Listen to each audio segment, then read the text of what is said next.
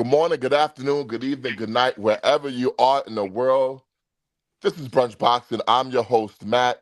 We are here with the post-fight edition of Brunch Boxing. The day has arrived. The day has happened. The day has gone. Naoya Inoue with a unanimous decision victory over Junto Nakatani. Scores were 115, 113, 116, 112, and 116 to 112. And we are going to get right into it. Joining me, we have the esteemed panel of Brunch Boxing, led by the voice of Brunch Boxing, the master of the walk and talk, the master of the sit and spit, Mr. Ezra Boxing himself. Ezra, I'm not going to ask you how you're doing. Let me just get through the intros. Also All right. joining us, we have the COO of Brunch Boxing, the Mexican Al Heyman, Mr. Boots on the ground himself, the hardest working man in show business, my guy, Mike. And of course, we got the master marionette himself, the man behind the boards. We have the super producer, Huey P. What is going on, everybody? Um, like I said, Inoue, unanimous decision victory over Junto Nakatani. We're going to start with the COO because you were one of the few people that picked Junto Nakatani going into this fight. Obviously, the fight did not turn out the way you wanted it to. But what did you see in there, and how did Naoya Inoue come away with the victory? Oh man, I think someone said it when we were going to see Money Mayweather anyway. The dude, he's talented. I mean, he could have just boxed the whole time if he wanted to, maybe 10 to 12-0. But he's such a dog. He tried to kill anyway. I mean, Junto. I think it was just too much for Junto. He started late. He had some good opportunities. Missed the left. I love the fight in general. I thought it was an amazing fight. Anyway, even there was a round a Junta won, but Inoue did some impressive stuff still that round, and I was like, man, different. Congratulations to Inoue. It was a great fight, man. Now, Ezra, you scored the fight for Brunch Boxing on our X timeline. How did you have the fight scored? Did the judges get it right? And what did you see in there? Yeah, I agree with two of the judges. I had it 8-4 for Inoue. The one thing when I saw Inoue spar, and I told Mike this, is that when he was sparring, I said he's waiting too long. He's being too patient. He's Nakatani. allow. I'm sorry, Nakatani. He's allowing his opponent to work too much and initiate the offense. I said he can't do that. Gets Inoue. He has to initiate, and that's what he did in this fight. The first half, he was too much waiting to react to what Inoue does, allowing Inoue to dictate the action, allowing Inoue to dictate when they were going to exchange and when he was going to do something. That's what I saw. The second half of the fight, I thought he came on very, very strong, and I thought at points Inoue looked very uncomfortable in the second half of the fight. I thought that Junto started initiating the offense, and really, to me, I don't know if like adjustments. As far as I thought it was just more. I'm just gonna initiate. I'm more confident. I'm gonna trust my offense to not wait anymore. And he started believing in himself in that fight. Now, maybe that was because Inoue has maybe got slowed down in the second half of the fight, so he could see what was coming. But the first half, he wasn't doing that. Second half, when he started doing that, he started having success, and he definitely made a run at it. I thought, as I imagined, as I kind of predicted, though, if his power didn't play effect in the fight, I didn't think he could pull it off. And his power didn't play effect in the fight. He never hurt Inoue or changed the momentum of the fight as far as to have it go his way. So I thought it was a very competitive fight. I thought Junto looked really good in it. I don't think really I take anything away from him. I think it's a still good outcome for a loss that he looked competitive with Inoue. He did have success against Inoue, but Inoue, experience, a guy that 100% believes himself and just could do all things in the ring, pulled it out. Yeah, yeah. What you see in there, Huey? I agree with a lot of what Ezra said. I thought that Inoue started the fight really well. He was controlling a lot of the action, controlling where the fight happened. After the sixth round, Nakatani, his corner, started telling him that he needed to throw more punches. He became more aggressive. He started leading the fight more, and I think that he was able to take control of where the fight was happening, when the fight was happening. He was landing some good lefts on Inoue. After the cut, I think that might have played a factor in maybe how he was seeing the punches coming from Inoue, because there was a shift in that ninth after that ninth round. into the 10th and going after that. But Inoue, I think he just knows what he needs to do. He was calculated throughout the fight. He took over the championship rounds. I would see that fight again, though. I think I agree with you. You said earlier before the fight or before the show that there was definitely a way that Nakatani could have won that fight, and he left it on the table. And if they fight again, I might favor him to do it. Okay, so we said, we compared some things that could it look like Roy Jones versus Tarver 2. Did it kind of look like Roy Jones Tarver 1? You know what I mean? That's what I said to you. Yeah. What's that? You said Roy Jones Tarver, and I reminded you that Roy Jones won the first fight, remember? Oh, yes. You said that yesterday.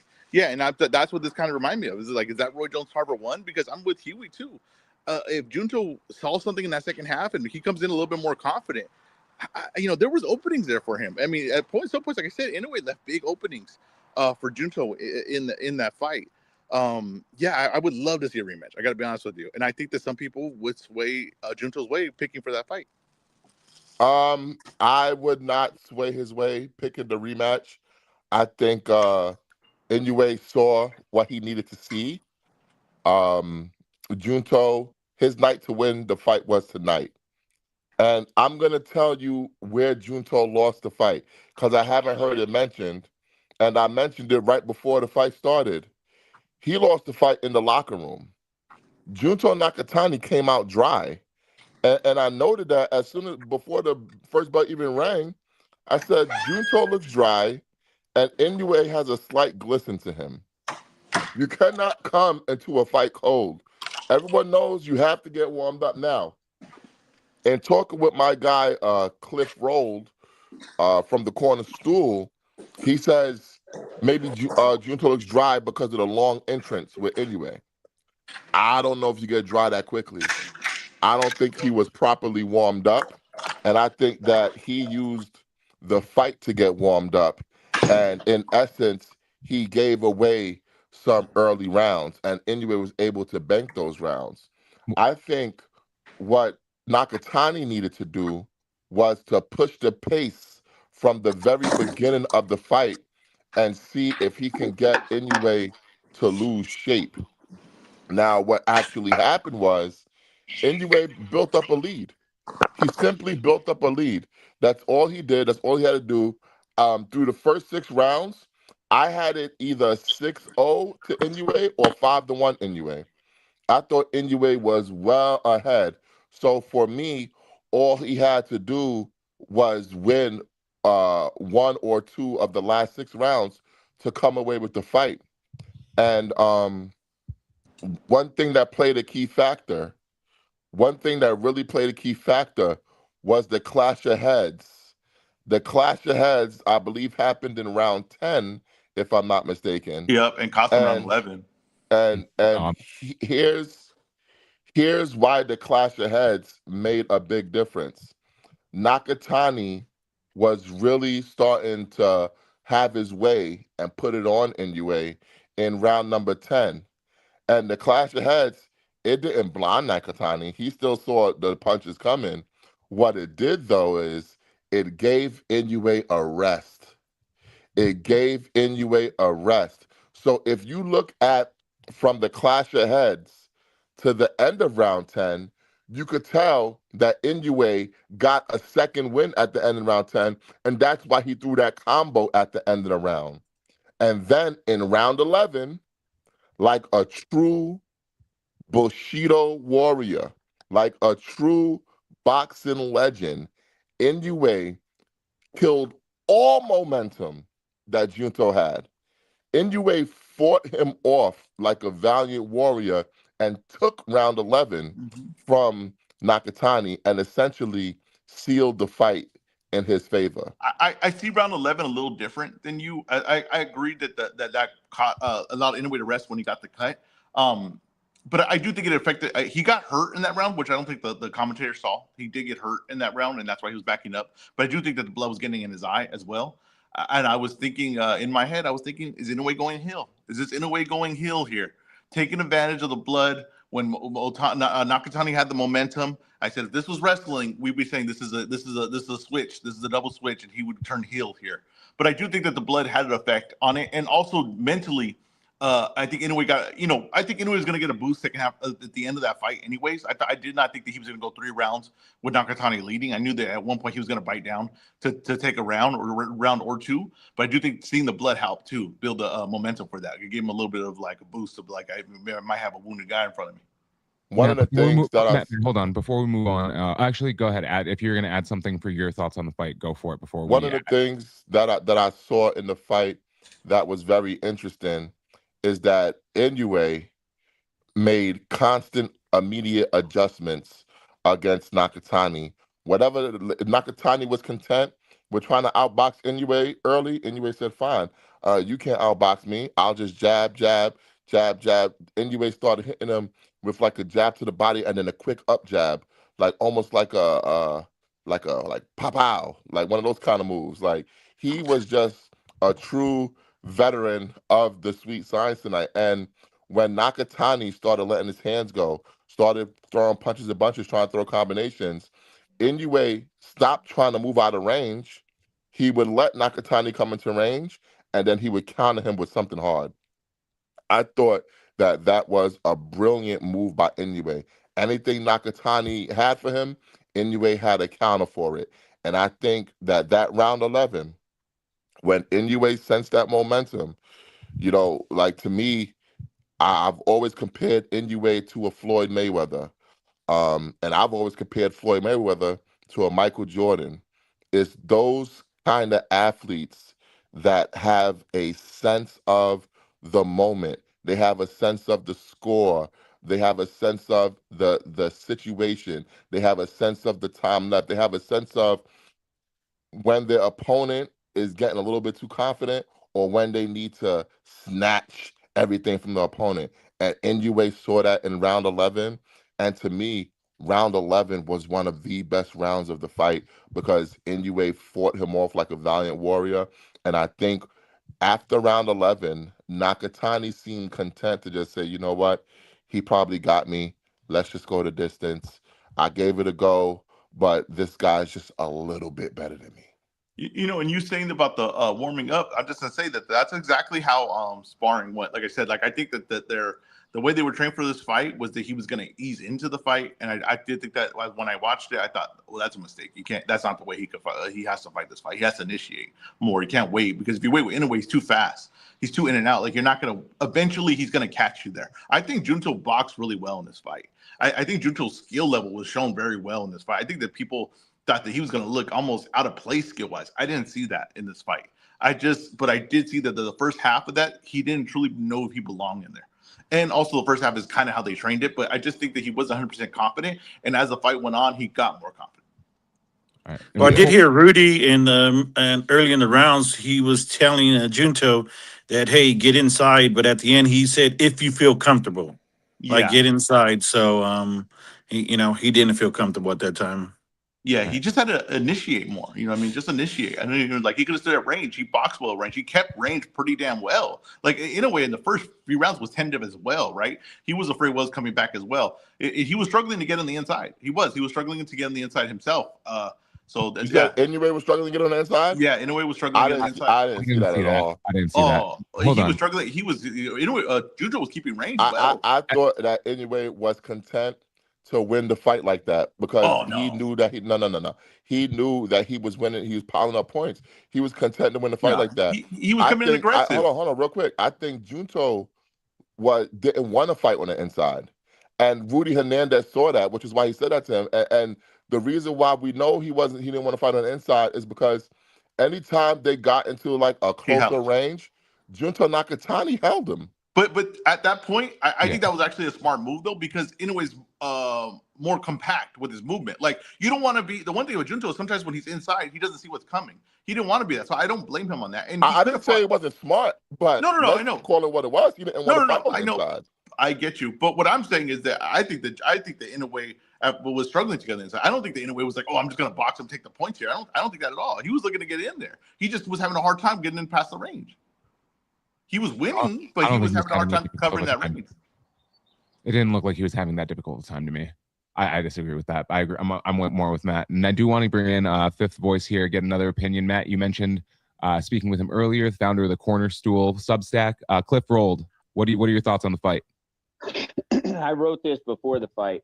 Naoya Inoue is one of those fighters you do not pick against until somebody beats him. He is different. He is an all-time great fighter. He showed it again today. He outboxed Nakatani for the first half of the fight, boxed his ears off. Nakatani gets into the fight, and I know the cut probably helped. Getting a little breather there probably didn't hurt. But what really worked is in the late stages of the 10th round, Inoue rocked him with an uppercut. Mm-hmm. And all of a sudden, he had found something new, and he did what great fighters do. He adjusted to a new weakness, and he beat the dog shit out of Nakatani in the 11th round. I do agree with Matt that Nakatani was a little dry, but I also think there's a little bit of the moment. That's a big moment to be in for the first time. I also think that Nakatani he had to do what everybody has to do against Inoue. He had to adjust to the speed. Inoue was jabbing through his lead arm and over his lead arm throughout the first 6 rounds, and Nakatani couldn't adjust to it. I also thought Nakatani missed. He started landing lead right hooks late in the fight. He should have went to that punch earlier. But I mean, you saw Inoue start to fatigue, and those legs are not going to get any younger. But Nakatani might do better in a rematch. I don't know if he'll ever get it. But Inoue proved again he's different than everybody else. I posted some of the stats on this fight. Now he's 19-0 against top 10 fighters. 15 of those fighters were arguably in the top 5 of the weight class when he beat them. That's almost 50% of his career. Nobody else is doing it like this. This is his 8th top 10 win in less than 3 years. 8 in 9 fights. And it would be 9 if he could have fought Sam Goodman. Again, nobody's doing it like Inoue. He is the since Manny Pacquiao and Floyd Mayweather faded from the scene, he is arguably the best fighter in the world. The only and you can argue about Usyk and Crawford, but neither one of them have kept the schedule he has over the last 8 years or during any 8-year period of their career. It is remarkable stuff, and we should enjoy him while he's here because he might not have much longer. I thought he had whatever Nakatani wanted to have tonight. I thought Inoue could have fought. If this was 15 rounds, I think Inoue would end up knocking him out. Like it's just something clutch about Inoue that we saw in there. Like I said, he Inoue is the kind of guy. Hey, whatever you want to do, we could do it. You want to box? I could box. You want to fight? I could fight. And I think that's what he did tonight. Like I know people are pointing to those couple rounds of success that Nakatani had, and we're all saying, "Oh, if." Bro, it's just some guys. It's always gonna look like that. It's always gonna look like that, and Inoue will always do enough to offset whatever you got going on. You're right about that, but he had to do enough to offset what was going on today. Like I want to get that right. He was in a tough fight today. He was in a very tough fight. He was in one of the toughest fights he's ever been in. So I'm kind of talking almost the way like if it was like a masterclass performance as far as one way, and I just didn't see that. That's not the kind of fight I saw. Ezra, how do you feel about Nakatani after the fight, though? Had your opinion changed on him, or is? I think highly of him still. I think that if you're going to lose a fight, right? I think that's not a bad way of walking away losing it. I think he proved that he. Well, go ahead. I was gonna say you said it before the fight. If Naoya Inoue leaves the division, he's the best one. He's the best person in there. And he looked it right. Like he did not look out of place in this fight. No, like, that's not what Ezra said. No. I said if he leaves it, him and Hernandez are going to be. No, you said Sebastian Hernandez. No. I said between those two because I had that fight close. I said that if Junto knocks out, if Inoue knocks out Junto, then Hernandez probably takes it over, right? But what we had today, right? What we left with today, I think I left with feeling really good about Junto. I mean, like if you're going to lose to Inoue, who's we're talking about one of the greats of all time, he made his case like, hey, I'm at a very high level. So okay, I didn't beat Inoue, but didn't leave knocked out, laid out on the floor. I didn't embarrass myself. I didn't look out of place. Now if he leaves the division, I could go and make a case to run this division, and you don't feel like, oh well, that's just the left behinds of Inoue. I don't feel like that. Yeah, Yeah, I get you. I get you. Um, did the fight live up to his billing? Yeah, I think people want Fast and the Furious. Like that's what an automatic fight of the year is. It's like it must be Fast and the Furious. Entertainment from the action pack from the beginning. I mean, I think this fight had a storyline to it. It was like you got two skilled guys. It was tentative to start with. Wasn't the most entertaining to start off with as far as like action, but you were on your edge of your seat on what was going to happen. Picked up in the second half, and you saw Nakatani kind of go on a run, and then Inoue bites down the 11th, and it's like, to me, that's a damn good fight. I have no complaints about that. Is it going to be fight of the year? Probably not, right? Just because the first half of what it was, but I think it was an extremely entertaining fight and an extremely tense fight, and a fight that had me at the edge of my seat. You don't have to be complete action to be entertaining or to have my interest, right? This fight had my interest the whole time. That fight played out like a movie. It started slow, it built up, you got introduced to everyone, and then you had the conflict in the middle where Nakatani started taking over the fight. There were momentum swings, there were changes where it went back and forth, and then ultimately you had the conclusion where the hero won. Yeah, it played out like a well-made movie. That's you're right, Huey. This is the first time that a fight between 2 pound for pound guys will not affect my next pound for pound list. Oh, they're gonna stay right where they're at. I don't plan on moving Nakatani down. I don't think he showed me anything today that makes me think that he's not one of the 7 best fighters in the world. 100%. And you can't get much higher than number 1 for Inoue. So for some reason I thought you had him at number 2. Nah, come on, man. I know boxing. You do. Yeah, but this was honestly, this was a great performance. This was a great performance, man. I love what Inoue did in there. I just think that, like I said, he was ready for anything. He was ready for anything that Junto had going for him. We got a comment from the official historian of Brunch Boxing, J-Ro. He says Inoue did not have a tough time getting inside early. He got inside early and often and got out of range before Junto could counter. I agree. I'm not sure what you saw, Ezra. Yeah, no, I agree with that. I think you guys are saying that he won that portion of the fight. Yes, he won that portion of the fight. But was he doing the work that he wanted to do in that portion? No, I don't agree with that. I think that he was having. I think it was very tentative, and he was at points getting stuck within the round. Now was getting stuck at range. I do think that. Like I don't think that. Oh, he was just in, and then because trust me, if he would have got inside, he would have blasted him away. I mean, that's what Inoue didn't come in to me like even in a boxing stance. He came in like a real aggressive stance. He came in on like I want to land some stuff on this guy, right? Like you said, he didn't start off cold. He started off hot. So I don't agree with that. I do think that at first, I do think that at little points of it, he was having a struggle getting in. But like I said, he won that portion. So I'm not saying that. I'm not saying, oh, he lost that portion. Yeah. Was he struggling to get inside and let off his offense, or was he being respectful of his opponent, kind of as he has in the first, and just trying to be more of a technical get in and out type of fight early on, where he felt Nakatani was still more dangerous? I thought that he I'll was. Put it this way. No, I thought he was doing the brother Nassim Richardson. He was swimming without getting wet. Oh, yeah. He got in, got out.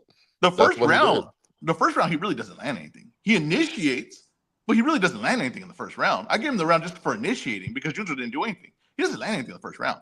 Second round, I thought in the first round. Second round, I thought Junto won. Right, second round I thought Junto won. Now, okay, in the third round from there, like I'm kind of scoring for Inoue just for initiating and landing one shot here and there, but no one is really doing anything at that point. It just Inoue is more confident in his work and he believes in him. He's trying to make something happen. And that's why I said like Junto, you can't wait. He probably could have took a few early rounds if he just initiated. If he just initiated and led the thing, I'm curious what that looks like. I didn't have Junto winning the round till like the 8th or something like that. Yeah, so. Like I don't know what you was watching. I really don't. I don't know. I don't know what you guys are talking about. But like I said, in the second round, if you could make a case, I guess it's closer. I guess you can make a case Junto won it. I don't know what you're talking about. I'm looking at the scorecard right now, and all the judges had it for Inoue the second round. It was probably close round, like you said, but yeah, it looks like you can make a case for it. I'm just saying, Inoue wasn't in the first round. Is not landing anything super effective. Second round's not landing anything super effective. It takes a while before he starts landing good shots. I mean, that's the truth of it. So okay, yes, he's winning by initiating. He's more initiator. He's beating the guy to the step, 100%. But it wasn't like he was marching in and getting on the inside. That's not what was happening. Yeah, yeah. That was an excellent fight, man. I know people are upset that I guess it started slow, but to me it just started like a high speed chess match. You Matt, know, we do that's have another guest here if you want to go give your introduction. I don't know who's the guest. I'm on It's whoever you invited. I invited two people. It's Oh, the first one Jesus. that you told. It's the first one you told me to send. Oh, uh hold on. Cause This is I a really fun. don't know. Maybe This you is a should Just say, fun introduce just chess say them. that. game. Just say the name Yeah, real why quick, don't, why Slim. don't you It's introduce them? I don't know who all it right. is. Well, because No, you're no, gonna you're get a better there. introducer. It's Nair, former four-time division champion from featherweight from featherweight down to is it bantamweight, flyweight to Yes, sir. featherweight. No need to Nair. You broke down the fight for us before. What do you have to say afterward? Well, I was exactly right with the straight. Instead of stepping back. Now, when you guys were saying something about the rounds, you got to give it to the champion, regardless how close it is. You got to give it to the champion because they weren't really doing anything. So to me, I would have given it to Inoue because of the fact that they weren't really doing anything. And Nakatani didn't really land anything significant to get the round. So you got to go with the champion on every close, very very very close, that could go either way. You know what I mean? So, but like I said, if he had shot that straight right down the middle every single time, he knew it cannot set up. If he's waiting for that jab to nullify the jab, it's coming in with the straight every single time, and that's why he got caught with it sometimes. And when he did through that straight, it would land and it would set up everything else. And he would, if every time that he would walk or move to the right, he was set up to get out or to counter because Inoue likes to lean on the right. So when you're in a right hand stand, Inoue would lean to the right when he see a feint or when he see a punch coming at him. And guess what? If Nakatani had moved to his right, then Inoue wouldn't be able to catch him because that was already a way out for Nakatani. But he was leaning to counter with an uppercut and an overhand left, and that's why in the early rounds he was just kind of waiting for Inoue to throw, but he couldn't get the timing because Inoue he's twitchy, and when he threw the 1-2, when he threw the jab, the 1-2 came in right after. So you can't really time those because it's very quick. Now, if he had initiated with the straight, like I was saying, prior to, he would land it every single time and he would be out. And he did some of that. I've seen a lot of that stuff where he got out of it and he would land and he would get the straight right down the middle and he was posed to set up again, but it's very difficult to say otherwise because when you're in there, it gets tough. Your mind is running a million miles per hour. You're seeing everything. So it's very difficult for us people in the back. Like even for me as a fighter, I know it's very difficult being in there, especially you get a guy like who is quick and who has power. And it takes away a lot of the timing because it is very twitchy. Now, one of the observations, Nonito, that I had even before the first bell rang was that Nakatani looked dry and Inoue looked warmed up. Did you notice anything about Nakatani early that maybe he did come in cold and it took him a while to get started? I noticed the same thing when I look. That's something I look at every single announcement when they're announcing the name. There's no sweat at all. With him, he was just like dry. I'm like, okay, what's going on over here? Did he set up? Did he get? Did something? Was he trying to conserve energy or calm himself down? But there was no sweat, and he didn't look warm at all. And I agree with that, Matt. Yeah. Now, obviously, Inoue won, I think, the first half of the fight fairly easily. Nakatani did make some adjustments in like the mid-late rounds, but Inoue came back in round 11. How much of a factor do you think the clash of heads played in the outcome of the later rounds. Especially the last two rounds. It really bothered him. You can see that he wasn't throwing his straight. He was just covering his eye the whole time. And you can't do that. I mean, I believe it affected him tremendously because it wasn't the same Nakatani from the seventh on. Yeah, yeah, absolutely, absolutely. It was. I think overall it was a great fight. I thought it was a great performance by Inoue. What did you sense at all that Inoue was in any danger? Like, because I know Ezra thought that Nakatani was starting to put it on Inoue a little bit. Did you sense that, or did you think Inoue had it the whole way going? I thought that he got rocked a couple of times, and same thing with Nakatani. He got rocked a couple of times, but you see Inoue got stunned a little bit, and you'd see him step back. And then vice versa, they would step back every time they get hurt. And I saw Nakatani hurt more than Inoue did. But then I did see a couple of punch like the right hook that landed on Inoue. I thought he was stunned with that, and then a straight as well. Um, but obviously I believe that Nakatani just held off too late to engage. Was that a confidence thing? Did he have to find out if he was you think that was nerves, not knowing what Inoue had from if he responded? What do you think that was that he held off for the first half? From looking at the fight, I thought the nerves came in because if you really look at him when he was stepping out into the walk into the ring, he was looking around. Fighters don't look around. We look into our opponent. We look straight into that ring, But you see him looking around and trying to feel the whole crowd.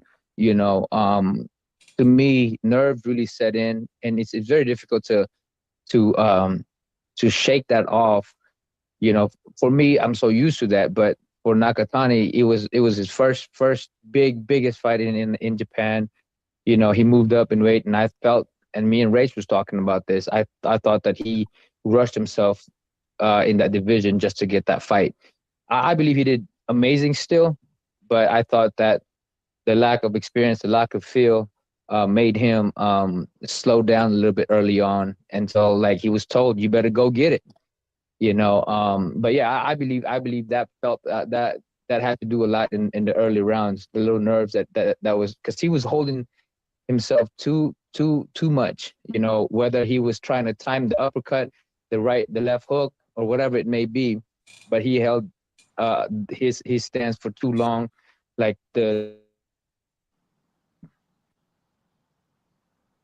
we lose him? Uh-oh. I think Somebody Junto called him. took his internet. You got a call. But what one thing that I want to say when it comes to the experience factor, I think the lack of experience showed in the corner also with Rudy Hernandez because it should not have taken that long for him to tell Junto to let your hands go. That half of the it's fight was it's already very over. difficult too. It's very difficult too at times because sometimes it depends on the fighter. Sometimes it don't really matter sometimes because you can tell a fighter sometimes and they don't really do it because they felt some type of way they want to do something. But yeah, definitely I believe in that too as well, that he held himself off a little bit. But that could be part of him. We don't really know because we don't really hear what the corner is or what they did in the game plan. But from what it seems like, he was holding himself too much, whether it's a corner or whether because as a fighter, you know how to fight, and sometimes you just got to go in there and make it happen. You know what I mean? Especially for a big fight. But all of that is part of the whole game in the boxing, especially for a big fight, and that would be the case as well. Um, as what do you want to Yes. see next for Junto Nakatani? Honestly, I would like to see a rematch. And if it's not a I rematch, believe I that like too. wait, I wait. want to see it. I want to see Yeah. him. I want Third. to see a rematch, but it's either one versus Inoue or versus Hernandez. Yeah, that's the one I want to see. I'd like to see the Hernandez rematch. And a little bit of me thinks that he started off very fast in the Hernandez fight. Now Hernandez was a lot easier to hit, but he starts off very fast in that fight and then tails off in the second half. I don't know if maybe that got in his head a little bit, where it's like, hey, let me save a little bit in the tank and not go all crazy in this and then burn out again in this round. I don't know if that is, like it's a different opponent, different strategy, but I do want to see a rematch either way, either opponent. Uh, Well, I would want to the see. thing is, Go ahead, Nonito.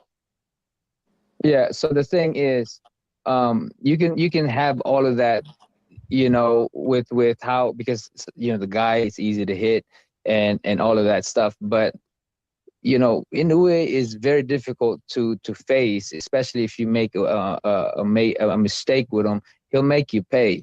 So that could play a whole lot in his mind, that he can't make a mistake. Because he did get hit with some big shot and he felt those shots. Yeah, I agree. I wouldn't want to see a rematch between Inoue and Nakatani unless they get Nonito in Nakatani's corner. I think Nonito could bring the game plan for him. Push him along, push him. I'm all in. I'm all in because Junto is a very talented fighter, but he's not utilizing his capabilities. His length, his height, and being a southpaw. I mean, you see that Inoue was going the wrong way, and that's why he was able to get out. Nakatani was able to get out and throw the combination. But the thing is, he would throw the combination and he would stay there instead of posting, throw the jab, put him off balance, and then get yourself in control all over. But he would throw the combination, which he did great. But inside fighter, he was so smothered that the punches didn't look like it was anything. And that's why he just got to push off with the jab or turn him with the right hook and use it as a post.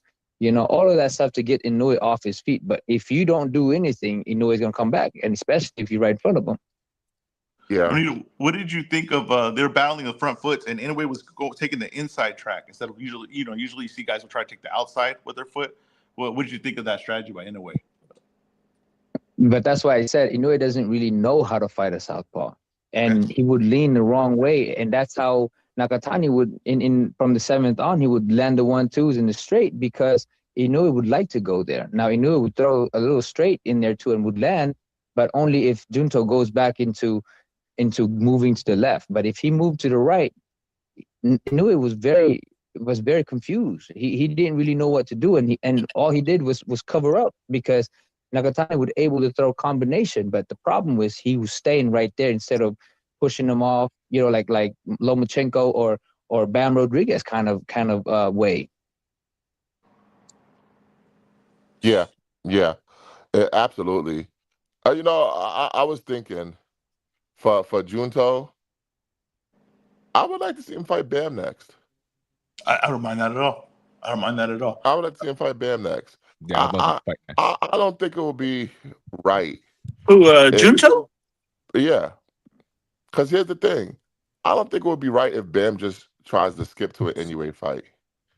He got to get past Junto first for me. Because I'm not too... I think he made it clear. I'm not sure Bam beats Junto. I'm not sure about that at all. No. I mean, that's a hell of a fight. That's two high-level guys. Yeah. And they're both southpaws. Yeah. That would be a very interesting fight, man. It is. It's going to be very difficult to maneuver around a taller guy when he has a distance. The reason why Bam is able to do so is because he's at a distance, close range, where he can shift off and get out of the range where the hit zone. So he would lean and he would move like Lomachenko kind of thing, right? But they're not in front. And for a taller guy with the reach and have the distances, he needs to really extra push himself in there to get in there. Yeah. Just in case anyone's not following the live reports, Junto Nakatani is suspected to have an orbital fracture in his face, and he will be taken to a local medical facility in Japan. Which that 11th round that you could tell that really affected him, right? In the 11th round, the thing, because it would take like a round to like get numb before you're like, okay, I can adjust to this. So you could see that why the 11th round was really he was really closing his eye and touching his eye a lot. Matt, do you want to reply to the Well, comment from? the headbutt Hmm. really did a big thing. I mean, those are really hard. You got no paddings in there when you hit bones to bones. You know, one thing that I know, I feel like the Japanese need to drink more milk, man, because they be breaking the face. You know, but no, but I think the headbutt really caught that really made the whole game plan for Junto. Yeah. And anyway, let's be honest, he got a big ass head. I know that shit hurt. I know that shit hurt. Hey, Anyway, got a Inoue big fought well ass though, head.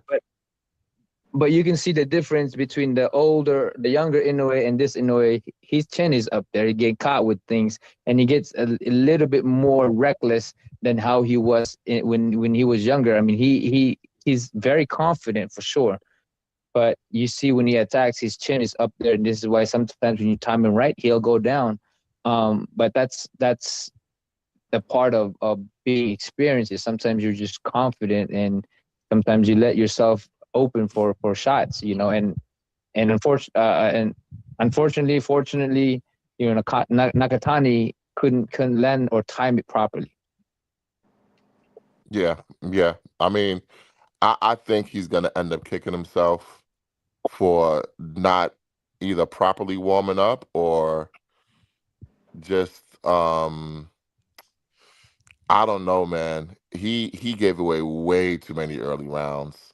He's gonna be kicking I himself. mean, Mike, this is what we saw, right? That's what the sparring kind of looked like, right? Yeah, He kind of laid I back. really thought it was that. I really thought it was a game plan, Matt. Yeah, That's what he was going to do. He was going to get the second half of the yeah, and Hey, fight. You I know. also think that they wanted to capitalize on Inoue jumping in. I thought that I think they thought that they could probably catch him when they're coming in, but that's the yeah, way he but fought. anyway, it was too quick.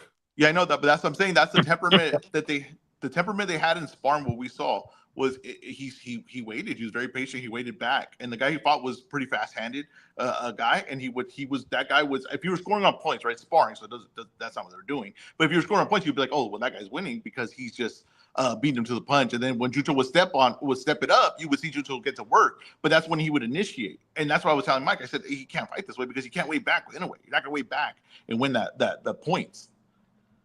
Yeah, we saw early on anyway, like the OG's classic, get in, get out. He got in there, and then when Junto tried to counter, Inoue was already gone. He was swinging that air every single time.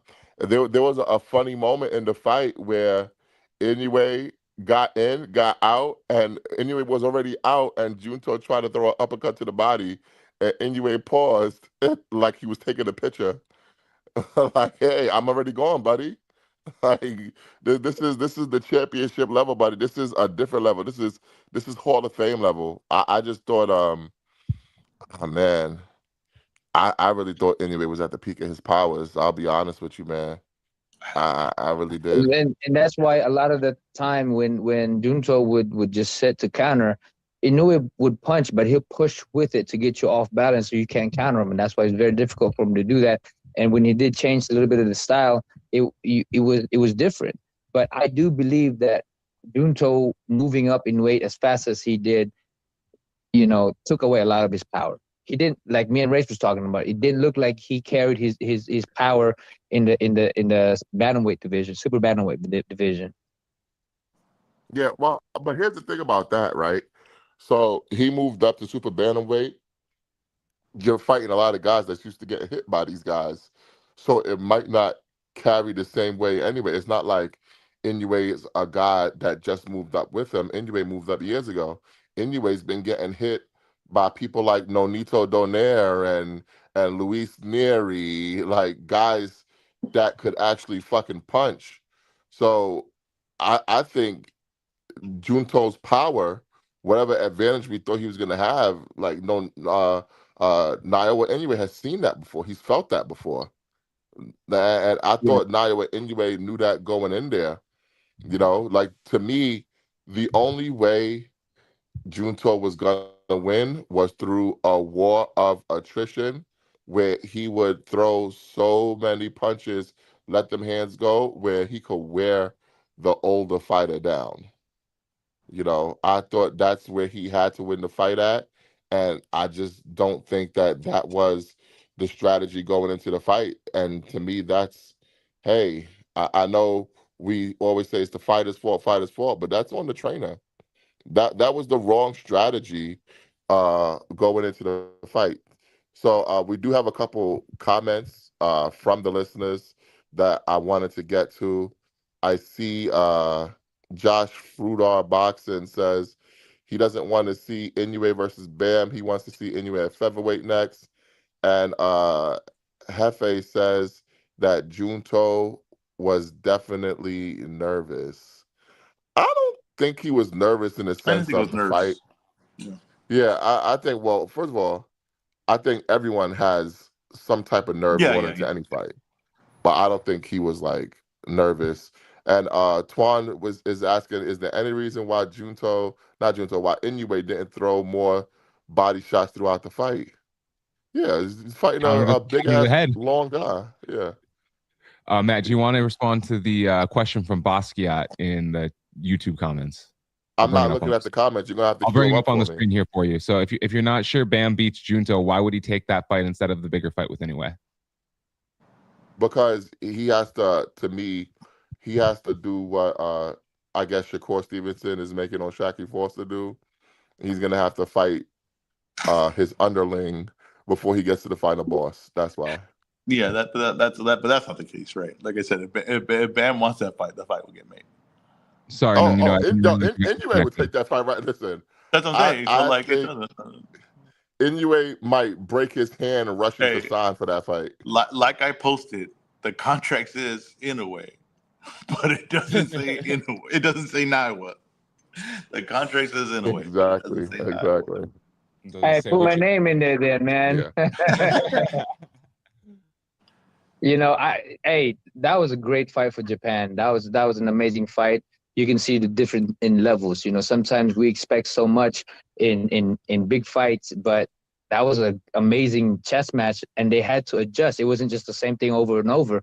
They had to adjust. They had to make things happen. Both guys are a tremendous fighter. You know, and Nue did his thing today, and he looked great. He had power. You know, against Nakatani, who's game after 7. You know, but yeah, put my name in there with Takuma. I think he did an amazing fight, by the way. He did an incredible fight. Yeah, he looked very Yeah. good. And you know what? Let's put a bow on the main event, and we'll get to the card real quick, and then we'll move on to tonight's action. Ezra, what's next for Naoya Inoue? I think it's going to be 126, and I think that there's a lot of fights in there that people would be interested in. I think that there were points where he I thought he did struggle in this fight, right, or at least look human in this fight, and I think that's only going to help the selling power because you're going to say 126 guys would be too big, and then he's slowing down a little bit and all those things, but I think he's going to have a lot of success at that weight as well. So I think 126 is it. There's a lot of guys lined up there, a lot of interesting fights, and yeah, he could make his run there. Okay. All right. Let's move on to the real co-feature of the evening. Now, we're not going to get to the swing bout that let Shingo Inoue warm up his fighter. Let's get to the real co-feature of the evening. WBC Bantamweight Championship, Takuma Inoue shut out Kazuto Ioka. You guys keep telling me it's not 2016 anymore. Damn, it really was not 2016 anymore. He, it looked like Ioka was fighting Naoya Inoue in there. The hand speed was glaring. It was a masterful performance by Takuma Inoue. I hope this is the end for Kazuto Ioka. Maybe have a farewell fight New Year's Eve, December 31st in Japan. But it's time to call it a career. What'd you see in there, Ezra? Yeah, I thought Ioka has seen better days. And I thought that in a way as would look fast, he was moving very well, and because of his speed, the power was even there, right? He was even walking Ioka into shots, and Ioka couldn't see what was coming. He couldn't do anything. Like he was trying to get him his timing, he just didn't have it. He didn't have it at all. So yeah, he was just a step behind, 2 steps behind, honestly, against Inoue, and I thought Inoue looked really really good. Yeah, I mean, it wasn't really much to break down. Nonito, are you still with us? Yes, sir. What'd you see in that fight with Takuma and Kazuto? Well, from what I explained before, when he fought tension, you know, he got confident. Early on, he didn't, and he got confident, and he started feeling himself that he can make it happen. And it showed in this fight, continuous from his last fight with tension, and he looked more confident. He looked like he'd grown up, you know, and that's why for me, I'm like, put my name in there because the guy that you lost to, I beat him. So put me up in there. But he did look good. He did look great. And again, that confident level, like I mentioned before, when he's confident, he's formidable. He's a really good fighter. Yeah, yeah. I thought it was a very good performance. Not much of a fight. I would like to break down the rest of the card, but unfortunately, the zone didn't let us see it. What was that about? Yeah, I had plans of staying up all night watching this whole card, and then I got 2 fights, 3 fights, What was that whatever it about? was. I tuned in. I see a shot of the boxing ring 1,000 feet away, and two guys talking, and I was like, what's happening here? I mean, is Yeah, this yeah. I've seen yeah? that too. I was like, what is Man, going on? They're you, fighting, but we are only seeing the whole crowd and everybody, you you know what we know. needed? We needed Mikey Garcia's IG live. We did. Mikey Garcia filming from the front row from his phone. We needed that angle. Like it was ridiculous. But I will say this too. There were points where I don't know. I mean, I'm guessing it happened for everyone. I mean, DAZN's camera would just go out for fights. Yeah, Yeah, it would just go terrible. out, and then you would have to watch from that 1,000-foot view, and you would have to look at the big screen like if I was there in the cheap seat. You know what I mean? Like I was like, what is happening Yeah. here? Yep. You were squinting at your TV to watch the TV on your screen. Yes, and it was like I was like, damn, I'm gonna miss this knockout. Like Junto or Inoue are gonna knock each other out, and I'm gonna come back and someone's gonna be laid on the Right. screen, bro. Yeah, I just I tell you was in a what. nosebleed, man. Yeah, you know, I'm saying like you sometimes at this man, I really get worried. I really get worried. Yeah, yeah. So yeah, unfortunately, we can't break down the rest of the card. I heard it was a great event. Hey, that prospect loss. Yes, to Jin just Sasaki won? Sasaki. Yeah, it Yeah. was a split decision. Split decision Okay. And you know victory. what I got to say about that? Probably need a little more development. Can't rush these guys, man. Oh, this son of a bitch. I'll tell you right now, Naoya Inoue and Junto are not made overnight. I'll tell you that right now. 32 fights apiece to get to this part. Yep. Hey, but you know, it is funny because I did mention he did not come up the way these other elite prospects come up. He fought a bunch of cans. Yeah, you did. You just say that. So when he took his first step up, it was Yeah. more than he bargained for. I hear it's a great fight. Someone said, and I don't know, this is just Twitter comment. Someone said fight of the year candidate. So I don't know. I don't know what happened there. I wish I could have saw it, but yeah. Well, because apparently Sensaki just can't get out of the way of an uppercut. They said No. that he was getting his head flown. I don't But think I you would get have away loved of to any seen fight. it. I mean, I don't Yeah. know. Is that true? We don't know. I'll tell you this right now. That's a perfect card to have Fast and the Furious and then an Oscar winner at the end. You know what I mean? Like it's a perfect card to have that kind of balance. It would have been nice. Yeah. Yeah. That was man, oh man, oh man. But yeah, very good card. Before we close out this card, we got one more question from one of the listeners.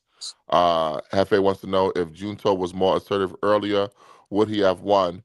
Maybe, or he would have got knocked out. Ooh, We Junto? don't know. We don't know. Yeah, you don't know, but I do. I definitely think that's it changes the fight because I tell you those early rounds. But that's 100% Matt said 100% right. If he goes early when Inoue's at full speed and everything, maybe he can put to sleep right away. So that's it's just a different fight. But I think that's why the rematch is interesting because I don't think Junto will start slow like that again. And I think that's why the rematch is interesting. Maybe he gets knocked out cold, but that is one thing that is going to stay in my mind. Is like if he starts fast, what does that fight look like? Well, if he Hey, start, if, go ahead. No, I was Go gonna ahead. say if he starts fast and like Matt said, Inoue's seen was he has to see. He's gonna start with that uppercut. He's gonna be able to try to time that. I think that you're right. He does have the ability where he might be able to have more success early. But what we're gonna see is we're not gonna see that mid-round surge, and then that late takeover from Inoue is gonna be even greater. You guys see? Yeah. Listen, I think enough happened to keep the rematch interesting. Go ahead, Mike. My bad. I was begging Junto to step on that foot so he wouldn't go anywhere. I was like, "Come on, step on his foot." Hey, Ezra, you were right a lot, not a lot, but you're right. I was paying attention to the footwork, and his fucking footwork is faster than his damn punches. How is that possible? Yeah, his feet are so fast. You know what I mean? And that's why I was thinking it's interesting that he took the inside track. You know what I mean? You would think you go the outside track, but that's why I think that he wanted to get good work in because he was taking the inside track on Junto because he's so damn quick. Yeah, his feet are amazing. but if you really look at Inoue, when he is quick, like I said, he's very Yeah. quick, but it's only a short amount of distance that he can do that. This is Okay. why when you step out, it's very difficult for him, You and know, then that's when he reaches in. we were having a discussion on. Did you think that Inoue was getting to the inside very easy to start the fight of Junto? Well, that's the thing I was saying. That's the thing I was saying is he has a very close distance. He can close the distance really quick, but to maintain it is very difficult for him, Yeah. and that's why you see him reach in a lot. But he has a limited amount of closing in. But if you're in front of him, and you're waiting, he's gonna get in really quick, you know. But then that's where his limit is. But he can get out really fast as well. But the distance is very. He has limited in his range when it comes down to that. Yeah, and I don't think Junto controlled the distance at all. Oh wow, I don't agree with you on that, but all right. Hey, listen, you heard from a fighter himself. Well, he said that he got in No, quick, but that he if couldn't you control it, couldn't look at contain it. no, but if you look at how he was coming in, he only did the two jump. That's it, two jump, and then he'll reach in because he doesn't have another third or fourth or fifth to get in. That's why when Nakatani would step out, he was out of range and he would leave Inoue, and this is why Inoue would crouch down a little bit because he couldn't press it every time that Junto would step in. Now, if you look at it again, you'll see that he can cut the distance really quick, but to persist in that, to put more step into it, he feels very awkward, and that's why he reaches in. Yeah. Right down, you might learn something, Matt.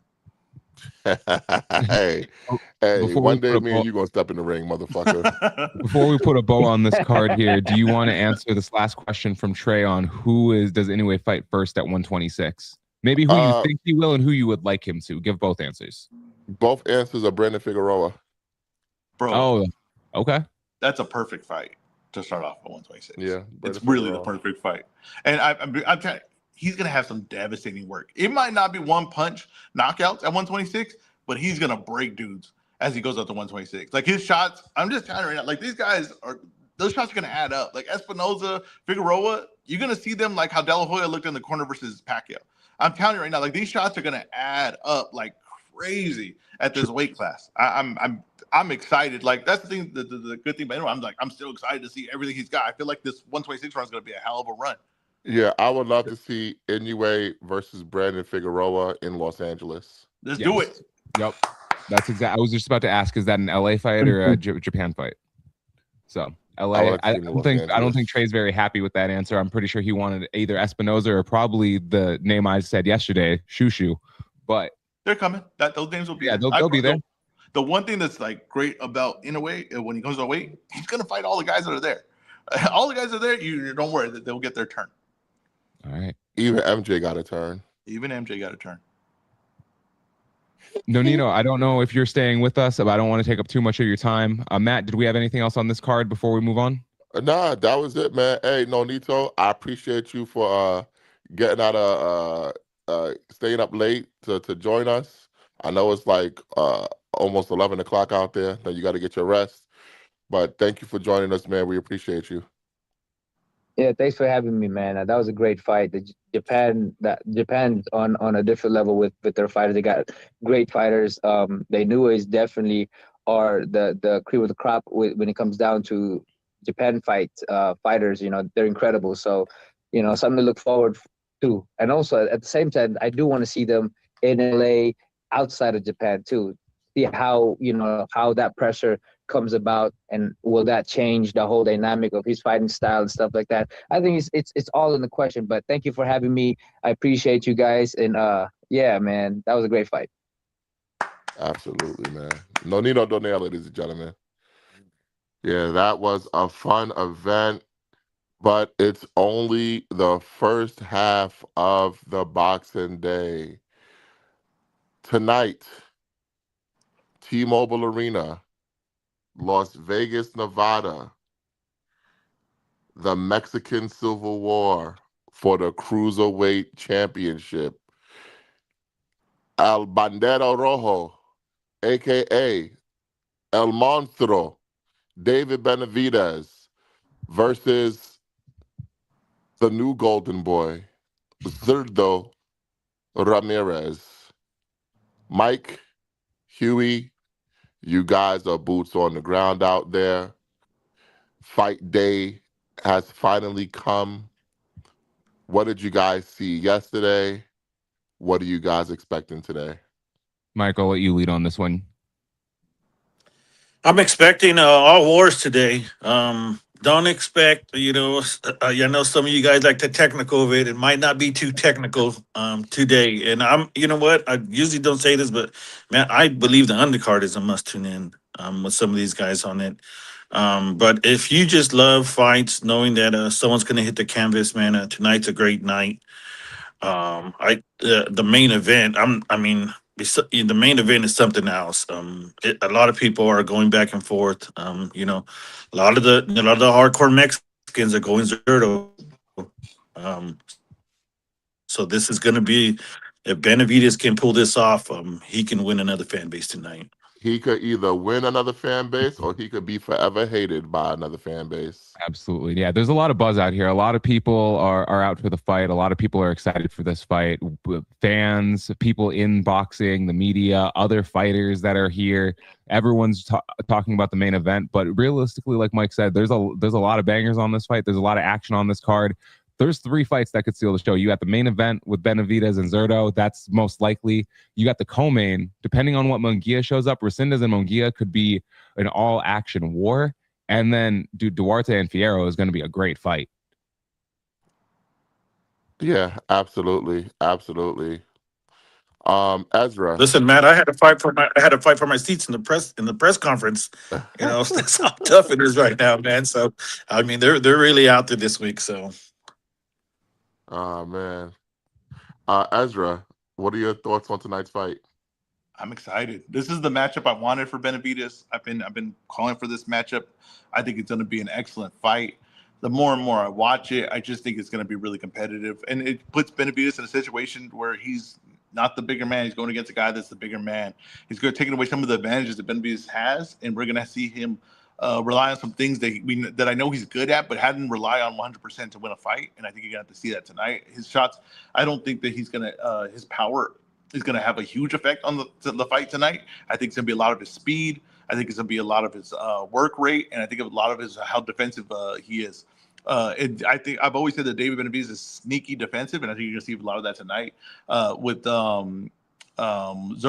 Zurdo's a strong guy. He could find the back foot. I think he could find the front foot going too. And if you notice the thing in their sparring on the clip that they showed, he wasn't backing up. They were forward to forehead with their shots. I expect that tonight. I don't think Zerto's going to back up. I think they want to beat Zerto. I think that they know that Zerto's the bigger man here. Zerto's strong, and they want to see what Benavidez looks like if he has to go backwards. The one way that I always thought that you could, that if you were going to beat Benavidez, what you would do was try to push him back. Get away his momentum to see how good his legs are if they have to start moving. How good is his offense if he has to start going backwards? I think you're gonna see Zerto try to be strong in there. I think you're gonna see Zerto with a high guard go forward to forehead with Benavidez and look to push him back and see what happens there. Like I said, sparring could go one way, but these shots are gonna mean more in 10-ounce gloves, no headgear. These shots are gonna mean more, and you're gonna see what it is. But I think this is gonna be a hell of a fight, a back and forth fight, and I can't wait to see it. All right. Well, we have a special guest to help us Great, I'm on. tonight's matchup, David Benavidez versus Zerto Ramirez. We have PR extraordinaire, PR manager for David Benavidez, Emily Gerton. What's going on, Emily? Hey guys, did you hear me yell at my family? I'm on, so they would I be quiet. did. I did. I We did. did hear that. Yeah, we did. I was like, Apologize, apologize damn. for that. We're in a Like, hotel room, so it's very tight, and just wanted to let them know to be That's quiet.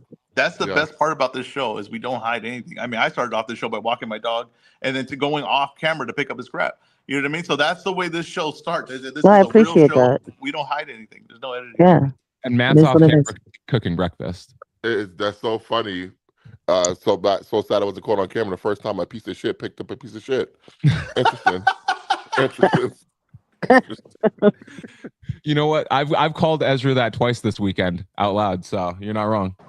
But you know what, Emily? I want to get right into it. Fight week. It's been a hectic week there. I've seen a lot of people. I've seen a lot of luminaries David Benavidez versus Zito Ramirez. What's the atmosphere like for you? Man, this is a big fight, and everybody's feeling that. So, that's been a lot of it's been a roller coaster of a week, just kind of going through and trying to enjoy the experience and still get all the work done. David's been, such a pleasure to work with. All as always, he understands, the media, and he has to. It's part of what he needs to do, and he's such a great interview. And just watching every interview, it's different. A lot of fighters, they kind of give the same answers every time, and he's just a really interesting guy. And one of my favorites was when he sat down with Big Boy, and Big Boy interviewed him for about 10 minutes, and it was just so funny listening to them play off each other. So um but yeah, you know what, the atmosphere, we're just very excited, just very, very glad it's here. He trained for 5 months for this fight, um lived in training camp, and everybody's very excited for this moment. I mean, it's such a huge moment for everybody, and David is going to just, I think this is going to really catapult him to a different level. Now, let me ask you a question because he's fighting at cruiserweight for the first time in his career, which means he really didn't have to cut weight or cut much weight. What do you say to people who think that that might be a negative for him, that maybe he didn't have to work as hard, which could affect him negatively in the fight? The fact that he didn't have to cut weight, I think his body is in the right place. He, I mean, he's just in incredible shape, and he spent all of that time getting stronger and getting better. So I think we're going to see the best David we've seen, which, every fight he's better and better. And I think this is going to really show um, in this one. Now he's going up against a guy who's also one of your favorites, Zerda Ramirez. Nobody knows Uh, that. I've been keeping that super quiet. yeah, people don't know that, but you Now you it's out. do Now it's out. you Yeah, I'm a do like fan. I'm a some fan. But Zerdo. but Now, you've my got to see apologies. Zerdo. You've got to Huh? see Zerdo up close this week. How does Zerdo look to you? Um, I don't know. I don't want to say anything out of turn, but I don't know, man. David looks really confident, and I don't. Zerto's very low key, so I've never been around him before, so I don't know if like he's always like that, but he just seems low key, and I'm interested to see how that plays out in the ring. It's really hard to tell. I haven't interacted with him almost at all. I mean, I haven't at all. I've seen him walking by, but haven't really interacted with him. Something that I also found very interesting. Uh, I don't know if it's just me, but see, I don't want to say the fire, but I don't see the anger from David this time around. It seems like he likes Zerto. It's almost like this is like a fight of mutual respect.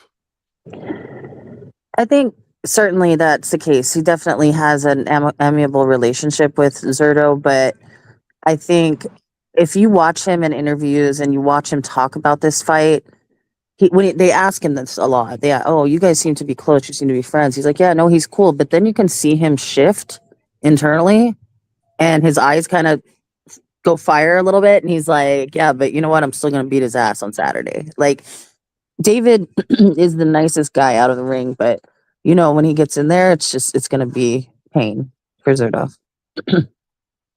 Emily, do you feel the star power is different in this fight for David? I do. It's definitely a different level. We've got some really exciting things happening. I think you guys will enjoy. And yeah, and he has this other publicist that came on board, and she's kind of a mainstream entertainment publicist, and so there's been a lot more like influencers getting involved and that kind of stuff. So yeah, it's a little bit different this time for sure. And it's very cool. Like, he's been the main event before, of course, but this is just a different vibe altogether. So How does, like, you, because you've been around him since he was a teenager? Uh, how do you like seeing the growth and maturation from David, from where he was at to where he's at now? Yeah, I watch interviews. There's that one that Sekbak has that he's, still chubby and he's talking, and I see that kid because, I knew that kid. I remember that kid. And, it's just been a real blessing to see all of them grow up. David has always been like this very kind, sweet guy. And it was, it's almost shocking to see what he changes into in the ring. Because he's a nice dude. Uh, but watching him become a family man and how he takes care of his kids and how he takes care of his wife and his family, it's really, I'm very proud of him. As I've always felt about these kids, like they're part of my family. And he's not a kid. I keep saying he's kids. He's a grown man. But the Benavides siblings, and it's really just a pleasure to watch him, just the way he carries himself and his priorities. And it's just, I'm so proud of him, and I'm so proud of all of them. I don't know if you guys saw Isabella, his sister, did David's shoes. They are incredible. You can check them out on his Instagram and on hers, True Essence Customs. She's the one who did those cowboy boot boxing shoes. Do you guys remember that? The cowboy boots one? No, I had to see him. I'm gonna send it to you. It's I think it may have been Bam, but may not. Anyway, she's done some really cool stuff. And then Junior, David's brother, who of course is a boxer himself, he's working the corner. And it's been cool to watch him support him. I'll tell you, I couldn't get Junior to do an interview if I paid him when he was fighting. And, for David, he's out there talking to the media and stuff. And it's the support between the brothers is fun to see. And the camaraderie, of course, with the family and the team. And it's really awesome. It's very interesting that you mentioned that, because I have noticed throughout training camp footage that Jose Jr. is more prominent in David's camp than he's ever been. I see him like holding pads. Is he going to be part of the training team now going forward? Is this like a transition from senior to junior? Is this a transition from junior from being a boxer to a trainer? What's going on with that situation, as you could shed light on? I don't know what Junior's future holds. He's still training, so I think I've heard, and not even from them, I've just heard in general, like, oh, maybe he's getting ready for a fight or something. But so I don't think he's necessarily like transitioning completely, but definitely he's going to be part of Junior's or David's training camps, because he was a big part this time. And again, it's been cool to watch how they've interacted in that regard. But Junior learned a lot. Obviously, he's been fighting since he was a kid, and I don't know. It's and he could take those big punches too. Senior's a little small, Yeah, so he could take the bodyguard or whatever it's called. Now, senior, the ever loquacious Jose Benavides Sr., he has not been shy about his prediction of this fight. He said that David is going to beat the hell out of Zerto and stop him in either round or round 10, 9 or 10. I know you don't usually pick fights. Put your prognosticator's cap on. Tell me how this fight goes. I've said the exact same thing. I said round 9. And I've talked to different people about it. Definitely he's going to stop Zerto tonight, and I too believe it'll be in the later rounds. David has a way of just breaking down the body and soul of his opponents, and I think we're going to see that again tonight. And it's going to be a badass fight. I'm really excited. Hey, listen, I can't wait, and I want to thank you for taking the time to join us this morning. My pleasure. To just chat about it a little bit. Enjoy the fights. Best of luck to you and your charge, Mr. David Benavides, and we will be talking to you soon. Thank you guys. Good talking to you, and thank you for teaching me a new word, ever loquacious. That was a good word. Wait, I didn't get to tell my story about Mike. I was waiting for it. I was like, come on. So I'm sitting. Have you heard this story, Ezra? No, I'm waiting for it. I'm sitting down in lobby bar last night with Mike and Huey, and there's people walking by, and it's a great view for people watching. And all of a sudden, Errol Spence walks by, and he goes, "Is that Errol Spence?" Yeah, that's Errol Spence. He's like, Mike goes, "One time." Come on, Mike. I said, Mike, isn't that Keith Thurman? He's like, oh yeah, I guess it is. But like Emily said, we I were forgot hanging about out the in the truth. lobby bar. We were where we were, and hey, he said the wrong name. It's okay. Hey, I It's will okay. say Now this. listen. For about 3 seconds, I thought about, man, maybe I got to be like Britney and check myself in, man. Just Man, I'll tell you right now. Oh, Yeah. that's funny. So All right, all you I Mike guys. will. thinks is that you were I, insulting him. They said I you were will calling say him a this: one. if we do not get an Errol Spence interview, Yep. we know why. Exactly. He's over there talking with Mario Barrios. Like, these guys call me one come on. time. Listen, I got Mario Barro's interview. Come on, we can make this up too. All right, you guys have a great day. Enjoy the Thanks, Emily. fights. See you later. You too. Bye. Wait a minute. Wait a minute. You got Mario Barrow's interview? Yeah, Yes, at I the did, last Ezra. fight at Fedora Thurman. And that, hold up, Ezra. I made sure to tell him how he big timed you afterwards. Yeah. So okay, so he needs to come on the comeback trail, and now he wants to show good face with up and coming boxing media. That's interesting. That is interesting. Ezra, man. I guess ESPN isn't around the corner anymore, huh? I guess not. It is what Ezra, it is. I said the same thing, but not out loud. Hey, I'll say it out loud. I'll say it out loud. Ezra has no problem disrespecting the potential guests of our show. Oh man, that is hilarious. Matt, All right, what do you think is going to happen in this fight? You've been asking everyone else. How do you think this fight ends? I don't know. I was hoping to get my opinion from one of you guys. This is That's this great. is It's a good way to to do the show. me. This Ezra does the type fight 50-50. This is a true 50-50 fight. I don't know what the hell is going to happen. If anything, the fight is 55-45 in favor of Zerto. Um, I've gone back and I've watched a few Zerto fights where he would not have the speed advantage. I went back and watched Dimitri Bivol. Gotta tell you, Zerto did a lot better in that fight than people remember. That was not an easy fight for Bivol. Don't get Lord started. I went back to the Unieski Gonzalez fight. Zerto beat the hell out of him. He was just punching in between punches, caught him with some shit, and then just wouldn't stop throwing. The one thing about Zerto Ramirez throughout his career, you can't discourage him. You cannot discourage him. He will always keep throwing punches. And I know M said that he was looking a bit downtrodden, I guess, at the events yesterday, just low key. I just think that's just the way he is. He's a true fighter. Maybe that's why he's never been the big boxer personality. Even when Mike interviewed Zerto uh, yesterday, which we're going to be posting today, Mike interviewed Zerto. Hey, what should the people expect? He said, expect a victory for me. He kept it very simple. That's what Expect you a do victory for sometimes. me.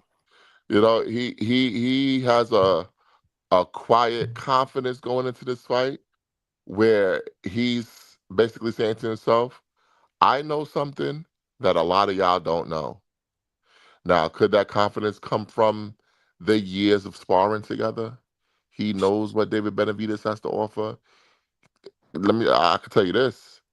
David Benavidez is not faster now than he was that many years ago.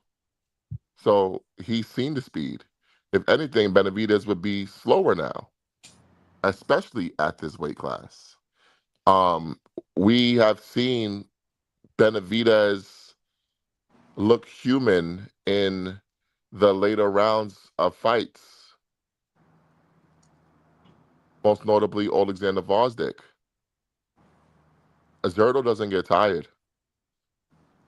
He's like, he's just like, he's like the fat guy that could just, he's Homer Simpson. He really is Homer Simpson. You could punch on him all night and he's just there. He will be there. So I'm wondering if Benavidez can't get this guy out of there, will we see Benavidez wilt under the pressure of a pressure fighter who's throwing a lot of punches? It's just a very fascinating matchup, and I'm just 50-50 on it right now. Yeah, I think it's gonna be a great fight. I think it's gonna be a great fight. I'm not 50-50 on it. I could definitely I feel like the one thing that Benavidez is gonna do is gonna be able to outwork Zurdo. I know Zurdo's gonna be strong, but I don't know if he's gonna be strong enough to hurt David. And that's the one thing that I'm like kind of missing from going with the Zurdo pick is like the one shot power, the one shot that like really would make Benavidez pay. I think that Benavidez is going to outwork him though. I think that it's going to be a competitive fight. I think both guys are going to land work. I think both guys are going to do their stuff, but over time, Benavidez will just do more. He'll just work more and he'll win rounds that way. I expect a really competitive fight though. Yeah, I Can think the Ben speed is going to be a big difference in that, Ezra. Just going along with what you said, he's going to be able to get in between Zurdo's punches more. If Zurdo can time him with one of those big shots, then it might be really interesting. We saw him get hurt by Morel. We've seen him get hurt in a few other fights. I mean, Gavril dropped him with a early. That was at 168. That was different thing. But he's not the type of puncher that Zurdo is. Now Morel might have some pop, but I don't know that at 175, at 168 or 175 where they fought, he just has the same type of one-shot power that Zurdo has. So if Zurdo can clip him and land cleanly in between shots, he might make that fight very interesting and give David Benavidez something to think about right there. Yeah, the dimensions of it, and I agree with Matt too. And I've been saying is I don't think it's hard to say the yard fight. He looked great the whole fight. So okay, let's eliminate the yard fight. But the Morel second half of the fight, I didn't think he looked. His energy tank looked empty. Yard's a 4-round fighter.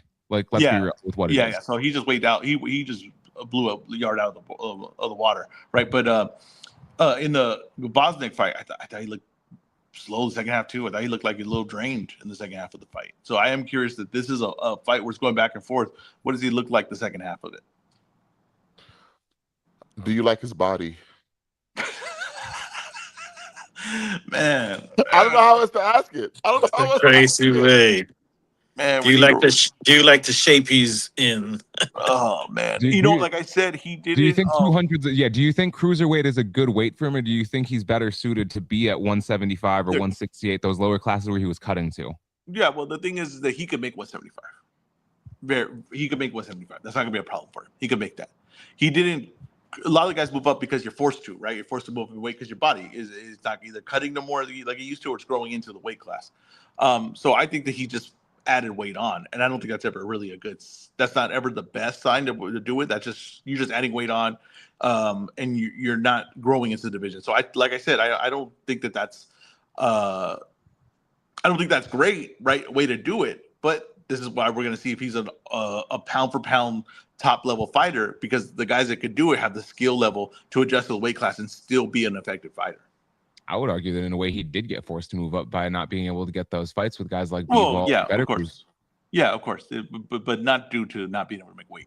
I think he moved up because he couldn't get those fights immediately, and there wasn't an interesting sellable name at 175 that he could fight in the U.S. If his next fight was going to be in Saudi, he could afford anybody because those idiots pay for anything. But in the U.S., if you want to actually sell tickets, you need a sexy name. I wasn't sure if Zurdo was a sexy enough name. I don't know if you remember, Ezra. I was against this fight. You were. I kept telling you. I kept telling you. And I'm still against this fight. I don't think this is a good move for David moving up to cruiserweight. It's the right move. It's the right move. Bro, I'm telling you, when you get to a certain point where you got to be a star and you got to be a pound for pound guy, you got to do these things. You got to do these things. Looking at the comments, I do think I believe it is Trill has a good point here in David's defense is underrated, and that might have that along with the speed is going to potentially have an impact on what Zurdo's effectiveness is going to be and when he can land and throw those shots that he will need to land to be effective. I definitely think David's defense is underrated. The only pushback I have on that is we've never seen him with a guy like this dimensions before. So David's defense is good when he's the taller man and he has a way of pulling back and then do things like that work because he's the bigger man kind of pushing you back. But I don't know what David's defense is if you have him stumbling back. Right? I don't know what that looks like. That's where I think something that we might have to see. If we had to see David on the back foot tonight, it gets really interesting, right? Like you something we haven't seen before. And not only that, Zurdo, is an expert in hand-to-hand combat. Ever since he's hooked up with Malik Scott, I don't even know what that means. He's a oh professional man, boxer. I was you're a bot, bro. really No, really threw me off Ezra, the way you phrased that. Ezra, you're a fighter. You don't understand the glove positioning, the movement No, of no, the hand, no. the I get hand it. fighting that goes on in the ring. You're You talking know, about I like get. actual hand fighting, but the I'm Yeah, way talking you about the said it, hand you fighting that meant goes on in the ring, Ezra. it sounded yeah, like but you something said else. hand-to-hand combat, which is just like fighting, and I'm Yeah, like, yeah, well, he's a fighter. He's a No, professional fighter. no, He's no. actually proven. That's actually not even that well that known. People kind of know it. that's exactly what I thought because you're Oh man. what hand-to-hand combat and hand fighting and What you thought I boxing was are saying? He's a two separate karate things. expert? So Well, I it's don't just I was understand. like, you're just like you might not know this, but this guy's pretty good at hand-to-hand combat. I was like, you'd be surprised how much people know that. They're actually paying for him to watch that thing. Hand-to-hand combat to me is different from the Yeah, actual boxing. yeah. You're I'm talking about talking hand fight. about Yeah, the hand positioning, I the got you. manipulation. Like a lot of those tactics, I think Zerto has absorbed that very well working with Malik Scott. And the reason why I was against this fight is because one of David's biggest strengths is his hand-to-hand combat, his guard manipulation, his moving of your shit, stuff like that. I don't think he's gonna have that advantage against Zerto because Zerto has been working on that like round the clock with Malik Scott for years now, and I think Zerto has mastered those techniques. So I'm trying to figure out the advantages that David has in his fight, and the only advantage I could see is speed. It's the only advantage. He doesn't have the power advantage. Mhm. He doesn't have the size advantage. Does he have He has the one more. boxing advantage? He has one more. Tell us what it Work, is, Ezra. work rate. He can outwork Turtle. But that I don't think whether or not I don't think that's like a I don't know that that's a I think that's a product of the hand speed though. I don't know that that's its own thing.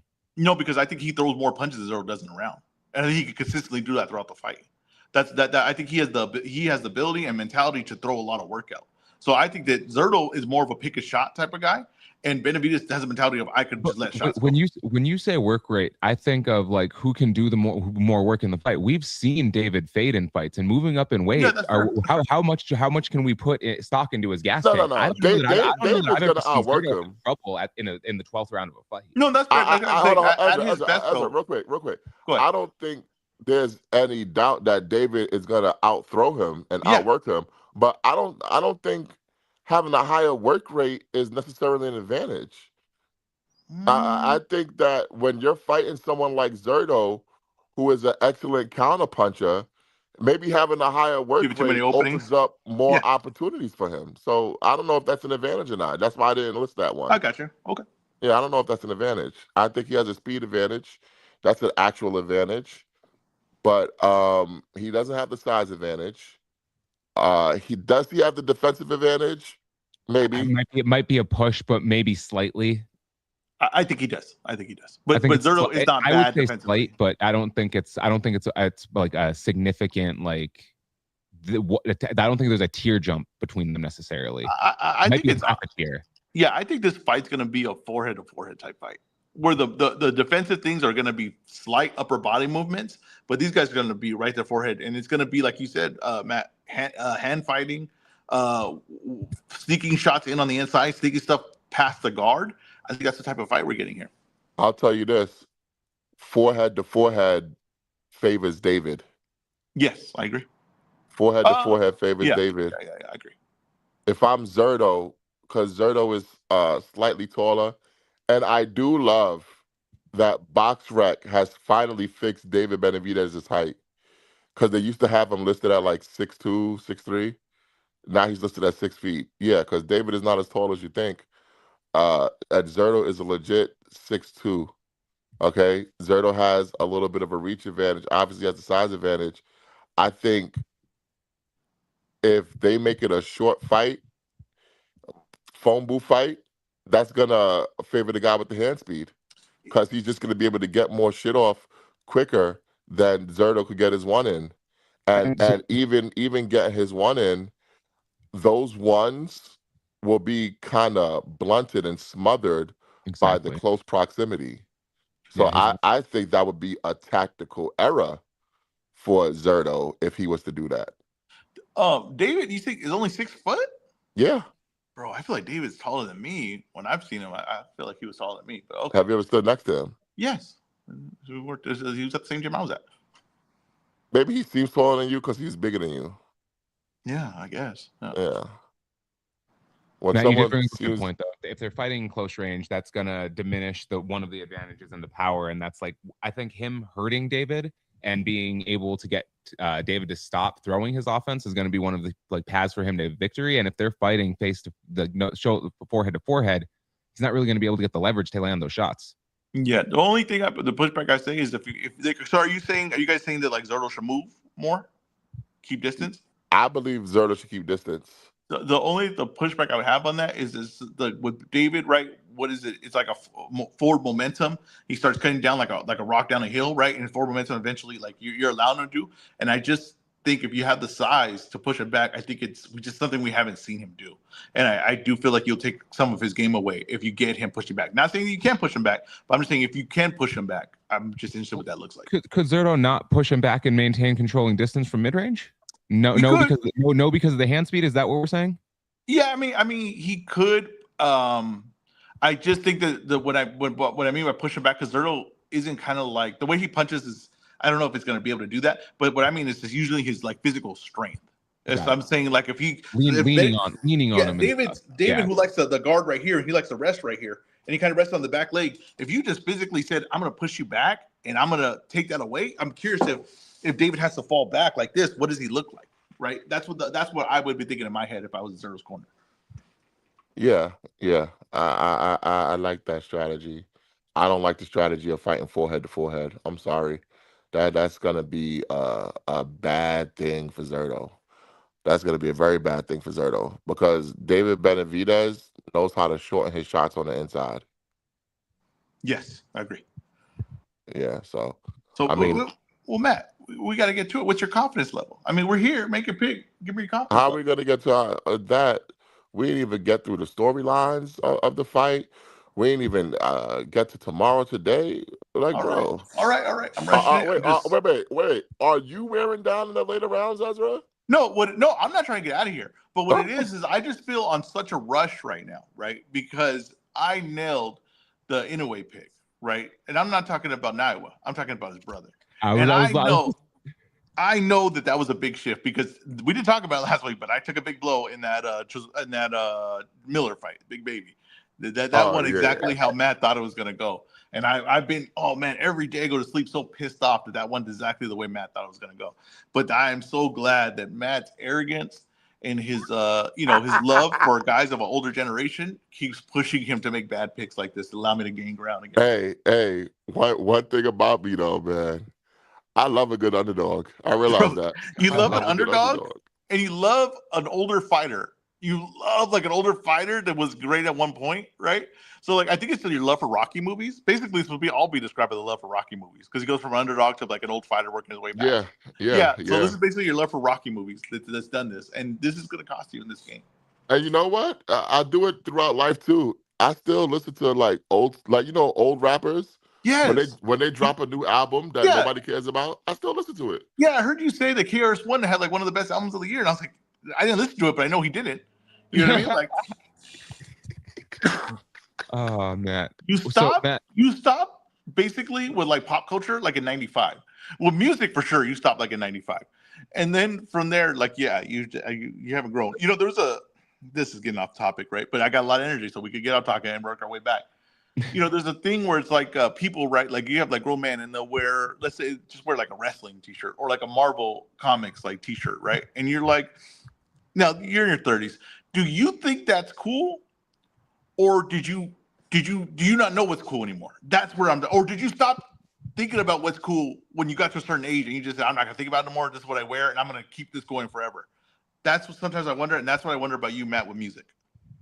Yeah, I mean, I still wear a sweater vest, so that tells you everything you need to know about me. I actually think Sweater vest is a good move. I do. I think it looks Yeah. grown, right? Yeah. I don't think sweater vest is. I don't think sweater vest is a bad move at You all. look like a substitute teacher when you wear Oh that. man, they tell you something. That's in right now. Hey, and I would Um, love a good cardigan. Oh Oh, man, man, I I told love a good cardigan. I have 5. What do you mean yeah, love a good cardigan? Card- yeah. I can't argue with the cardigan. Cardigans are good. Now Matt, Ezra, yeah, go ahead, Huey. before when you asked me about this fight, I mentioned 2 other fights here, being the Resendez and the Duarte fight that I thought could potentially steal the show. What's your favorite fight on the undercard that you're looking forward to? I'm gonna reserve comment because I like PBC. I'll just leave it at that. I don't understand your. I don't I don't. understand I your don't thought get your. process I on don't. this. I I'm really don't gonna understand reserve your opinion on comment this because card. I like PBC. I I'm don't just gonna. understand. Like, Like- I get that. I get that these names aren't necessarily the appealing ones that you want to see. There's no one that you're gonna put on. Here's the thing: you want someone that's capable of headlining their own pay-per-view to be on here. You have one. This is just a fun card that's gonna deliver action for the entire night. So And you somehow literally you're not have- excited for that. So you you literally say. have Jaime Munguia on the card, who could literally headline a pay-per-view by himself. Hey, I'm doing my Scott Hall ooh right now. Come on, man. Bro, this Hey, is let- a let's see, fun let- card. let's- It's so ridiculous. I'm so excited how fun this card is. Like, this is the perfect card for a double feature with Inoue Nakatani and a Japanese card. This is like the perfect like double feature. If you're like, I'm not sure about boxing, and then I'm like, okay, well, watch this fight. This is like the highest level, right? And then watch this card. You're gonna get a lot of fun from this card. You're gonna get everything you want. Today, it's almost impossible to head home unhappy. For So like, let Mike me and get this. Huey So let me get are this going to be straight. like, the energy in the arena was amazing. Those knockouts were fantastic. Those So guys. so let, beat so the let me hell- get this straight. Let me get this straight. The Mexicans like the all Mexican card on Cinco de Mayo weekend. Oh, Yes. who would have Yes. thought? Who would I have thought? fucking knew it. I I fucking do. knew it. I knew that's what Right, it was I about. but I do. I don't understand. I don't understand. It's a great card. I don't get it. You know Oh, what? But here's the thing, though. Here's the thing, though. Correlation does not equal causation, Matt. Okay, but here's the thing, though, right? Okay, the what was the Resendez fight that was rumored before Munguia? Jamal Charlo. Yeah. Hey, remember, Okay. somebody didn't show up. Okay, You yeah. know? But here's the thing, though, right? Like, Jamal Charlo is a very interesting fight. Jamal Charlo's a big name. We're trying to see if he can work his way back to being like a top level fighter at 168 versus Resendez. I do think that's a very interesting fight. Do I think the Munguia fight's going to be better than that fight? Yes, entertainment wise. I think that's a more interesting fight, but this is going to be a more entertaining fight. There's I nothing don't wrong necessarily with know that. if that's the case because Munguia hasn't necessarily come to fight the same way the last few fights. I think Resendez is going to make him fight in No, a but you different gotta- way. No, but you got to remember that he was fighting Sarase, who looks to box, and McGee just tried to outbox with like a guy that's basically a boxer, so it was boring. Resendez is not going to look to box. Resendez is going to get at it, and Munguia's going to get at it. And remember, Munguia is training with Canelo's team now, right? And everything like that. Oh, check the Vita test. But here's the thing, though, about Canelo's team and all that. Don't work leg movement all that often. You know what I mean? It's really upper body movement. They're all about upper body movement. That's gonna be what it is. And I was really, really disappointed in Matt for not saying that David Benavidez versus Earl is big meaty man slapping meat, because that's what it is. It's not heavyweight, but it is big meaty man slapping meat. That's what it is. That's what we're gonna hear today. Matt, they're going to be 200 plus when they get in the ring. Ezra's not wrong. Come on, man. I don't think Benavidez is gonna rehydrate to 200. I think Benavidez is right where he walks around at. Benavidez is going to drink a gallon of water between the weigh-ins and today. Honestly, he might walk in at 196. I don't think he had to do that. I'm gonna be honest. I don't think Benavidez cut weight. I don't think Yeah, he cut to we can do 196 either. I don't think Benavidez cut weight. I don't think so either. But I mean, Yeah, he came in at 197, so I was like, he okay. had to care about not going over. So he still had to be somewhat like cognizant of what he was doing. Oh, And I'm so gonna tell you right now- so you mean something he had to have one drink instead of two? Oh, okay. Zerto might be like what, 220? Oh Yeah, yeah, yeah. I'm telling y'all, Bro. this is not Yeah. a good fight for Bro, David. he's I'm gonna be a big dude. He's gonna. I'm be a big telling dude. you, man. Now that's a lot of man right there. What'd you say, Ezra? He looked like a door? He's built like a door. He's built exactly like a door. It's a lot of man right there. I'm telling y'all. This is not a good fight for David. And if I'm PBC, I'm worried. Oscar already took your welterweight belt from you. Now he's about to beat your next star. I don't know, man. I'll be worried if I'm PBC. That's just me, but whatever. It's a great fight. It's a great fight. I just think that this fight has potential to not go the way people think it's gonna go. Like It does. people are penciling in David to win the fight, and David's a great fighter. Everyone knows I am a big David Benavidez supporter. According to one of our listeners, I have a love affair with David Benavidez. But I will tell you this: that's a big motherfucker he's fighting. That's a big motherfucker he's fighting, man. And I did not like the move to 200, and I hope I'm proven wrong. I hope I'm proven wrong. Ezra, Yo, the biggest storyline going into fight week, I said was Canelo Alvarez showing up. You said, come on, who cares? yeah, I will say, David Benavidez agreed with you. He said, who gives a shit about Canelo? yeah, he's right. So you tell me, what's the biggest storyline going into this fight? David Benavidez staking his claim that he's taking over Cinco de Mayo going forward. David Benavidez is staking his claim that he's the best Mexican fighter in the world. David Benavidez staking his claim that he's the face of Mexican boxing now. Yeah, yeah. I'd agree with that. I agree with that. And the only reason why I agree with that is because David disagreed with me, apparently. He said, who gives a shit about Canelo? So, you know what? If you don't give a shit, I don't give a shit, All right. Tomorrow Ezra. today, Okay, perfect. That's what I was gonna ask. David Benavidez wins. What are the people saying? Will Bivol continue to duck David Benavidez? And will Benavidez have to move to heavyweight? Well, then the people will be wrong. Bivol cannot fight David Benavidez next. Well, I know, but they could fight after Eifert. Is he going to fight him after Eifert, or is he going to fight? How is he gonna fight after Eifert when he has to fight the winner of Morrell, Callum Smith? I don't know. But then it's not happening. Then Bivol's a duck, and David Benavidez a heavyweight. Because there's no one else for him to fight at Because he doesn't cruiserweight. have Unless Beterbiev moves up, either. I mean, what options does he have there, really? I think what David needs to do, if I'm doing tomorrow today, I just see David Benavidez versus Artur Beterbiev next. That would be what we call in chess a muscular move, because he needs to knock that piece off the board, so that once Bivol finishes with his back-to-back mandatories, there's no other excuse. He has to fight Benavidez. What weight? I think he retires. I think they could do Benavidez. If Benavidez wins, they could do it at cruiserweight. That's what I'm thinking. So Beterbiev has he doesn't have to cut weight, and so he can fight for another belt. Yep, I think so. I think it goes to cruiserweight, and then Is we David start still a talking. champ at 175? Yeah. So why would he? I mean, they could make that fight at 175. It would still be for a belt for Beterbiev. Yeah, but nah. Why would they do that? Why would David cut weight unnecessarily if he doesn't have to? And Beterbiev's been talking about going up. You know what I mean? Yeah. So it depends on what they do, but I mean, David might not feel like he wants to stay at cruiserweight after this.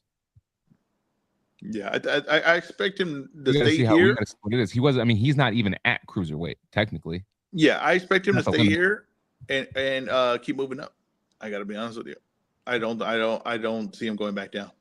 People are going to call for the Bivol fight. People might call for the Beterbiev fight after this, but I think ultimately people are going to look to what else can he do, and him becoming a potential 4-division champion. And there's only one. We're not counting Bridgeweight. There's only one more direction to go. Well, then people are stupid.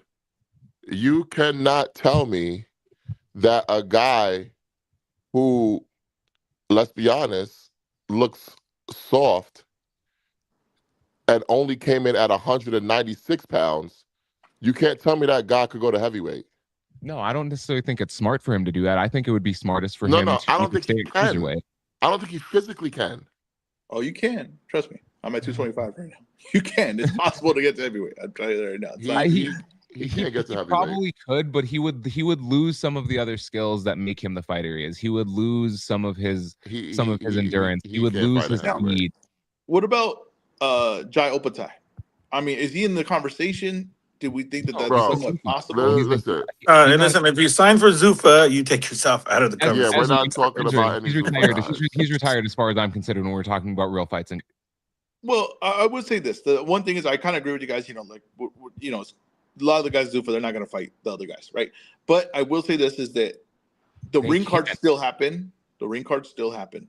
And if you need we know that David will do business with the ring and all that, and that's a matchup that would make a lot of sense. If you can't get Bivol, Jai Optai versus Benavides is a Have good we seen fight. any? Have we seen any Zufa fighters fight a non-Zufa fighter in 4 Pro, events? Progress. I mean, we've seen Ben fight Progress. But I would say this too, though. If you're just like the same strategic, right? Depending how David looks today, I mean, you would have to think that you have at least a shot at winning with Jai, right? So if you send a Zufa guy and he beats David, then you have a claim like, hey, we do have one of the best guys in the world fighting over here, right? He beat David, he proved it. That would strategically, I mean, that's what like the UFC would do back in the day was they would strategically send their guys out to try to prove that they have the best guy or sign a guy to to whatever. So I do think I think they might be open to it, honestly. Yeah. Interesting. I could see that, Tomorrow but today, I think Ezra. Zufa is trying to do that. That's why they're trying to get the ring champions. That's why they wanted Bam. That's why they signed Jai. They are trying to do that.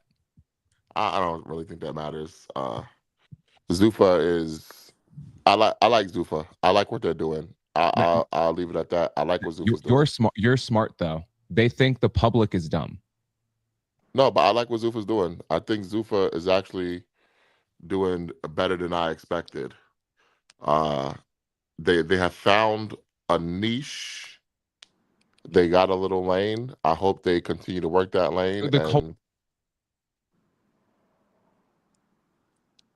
You guys all go quiet, or what happened there? no, I thought it was me. I was like, damn, did it freeze up? I thought he was finishing his thought, but he just like kind of. But did I? They have a lane. They have some good fighters. They've put on good, entertaining cards. But ultimately, they want to be known more than that. That like WME doesn't get into any business to not be the biggest thing in that business. Yeah, but they're not rushing. Anyway, I don't want to talk about Zufa. I want to get back to the card. Let's We were focus talking about on Jai. We were today. talking about Jai, David. I don't care about Jai. Jai is off the board. Jai doesn't have a belt. Then Jai doesn't have any notoriety. Jai is with an organization that doesn't allow What people is to tomorrow fight today for outside the Zerto? organization. I don't want to talk about John Pataya. What Ezra, I want to Zerto talk wins about tomorrow is today. What is it? Zerto Ramirez, Ezra. Zerto Ramirez, the guy I love who is actually putting on that cruiserweight. The guy who fucking came to cruiserweight and immediately fought a champion in Arslan Gulamarian, took the belt from him. See And how then he's still talking about Jai? just two fights later, this guy unified with Chris Billings-Smith and beat him and took his belt. And now this guy is fighting the fucking Mexican monster who Canelo Alvarez refused to fight, who Dimitri Bivol fucking dropped his fucking belt to not fight, but now he wants to keep his belt to fight Michael Eifert. So I can give a fuck about Jai Opataya. I want to know about Zerto, who is the real number one cruiserweight in the world. What are the people saying about Zerto if he does what people think, I guess, is impossible because he's a huge underdog and beats David Benavidez? They're gonna say Golden Boy is back. If you know that what De La Hoya said he's making up with Virgil, they're gonna work that out. Ryan coming off winning a belt, and then if Zerto could beat David Benavidez, they're gonna say Golden Boy is in the driver's seat once again. I gotta be honest with you.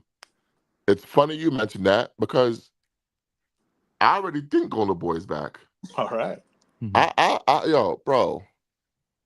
Oscar De La Hoya, what a fucking guy.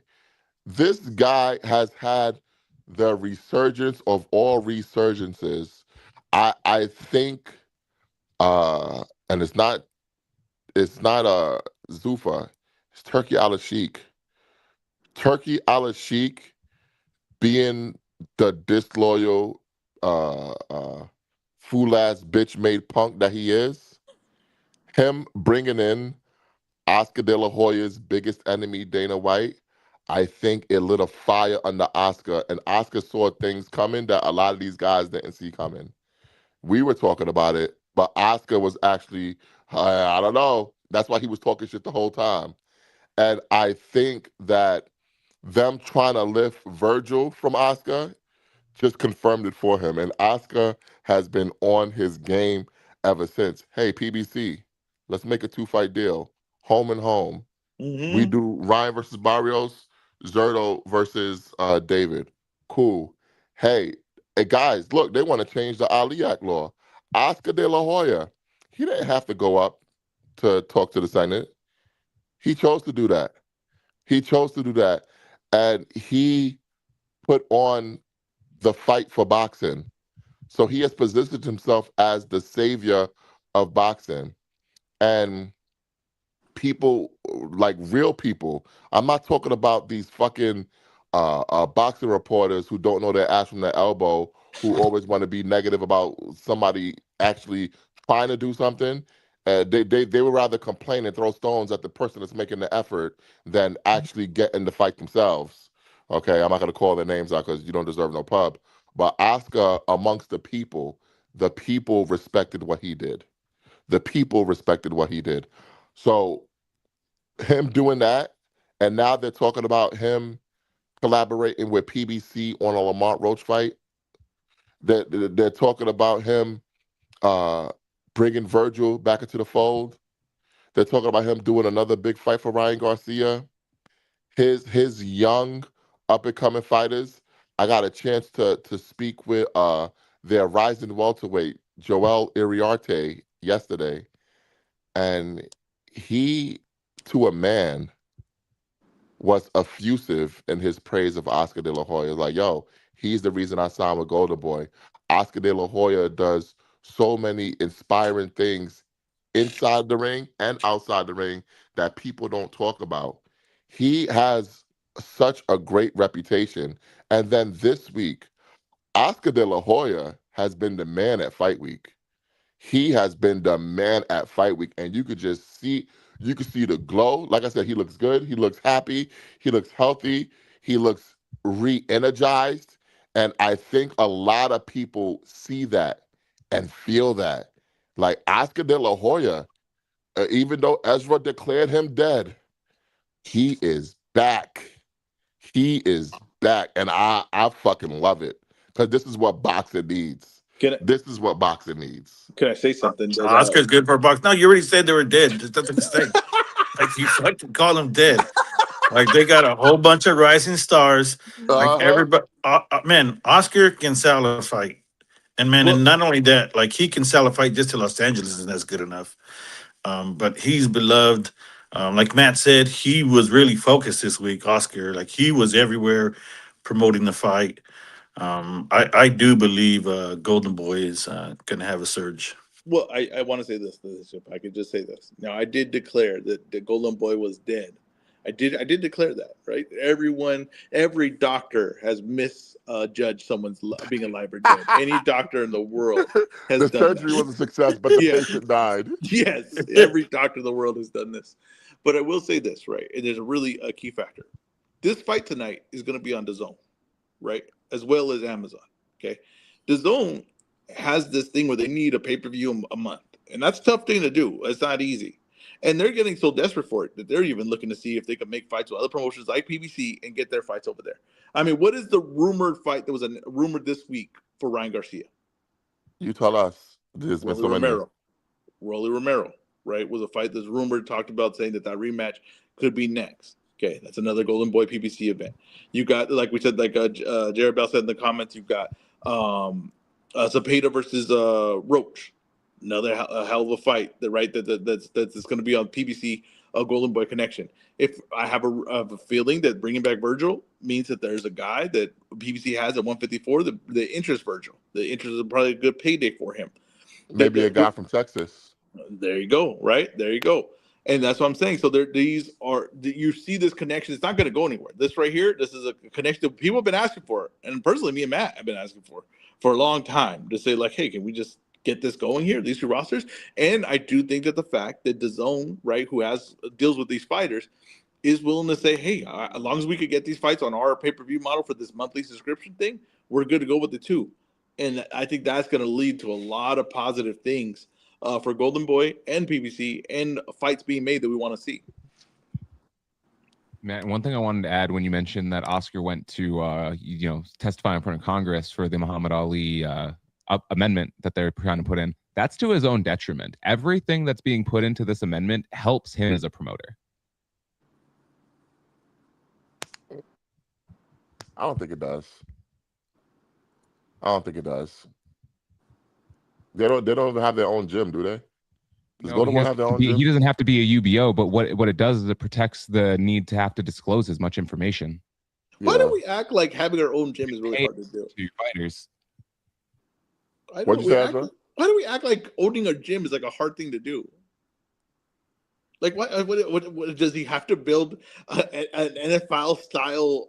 We don't know. Hey, we don't know what kind of bells and whistles would qualify for that UBO gym. We don't know. Yeah, I'm just saying. Like, I'm pretty sure he could go to like a boxing gym, right, or anything facility. This is our gym now.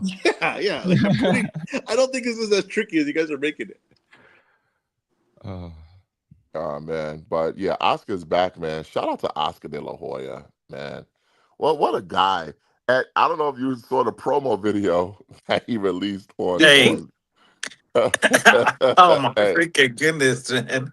He was showing me the video on his phone before he released it. Yeah, listen, he loved it. He was laughing. Of course, I was chuckling there too.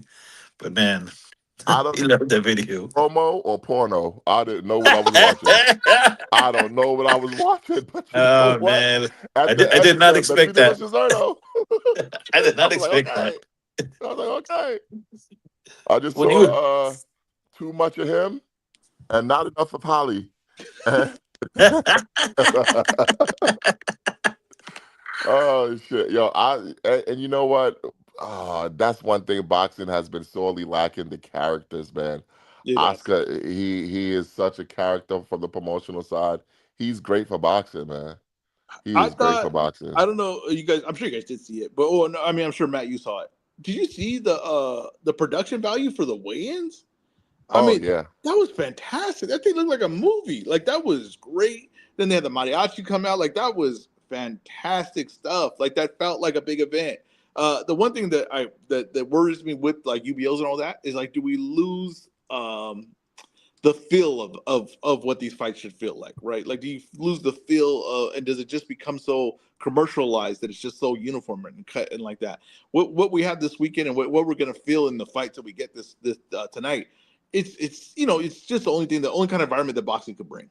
And that really is a selling point because those things, you grew up with that. And that really does, like, that's why you stick with boxing, because I grew up watching this. My dad used to watch this. My brothers used to watch this. And that brings it in. And if we lose that and you get a cookie cutter with it, that could be a bad blow for boxing. Yeah, but it is what it is, man.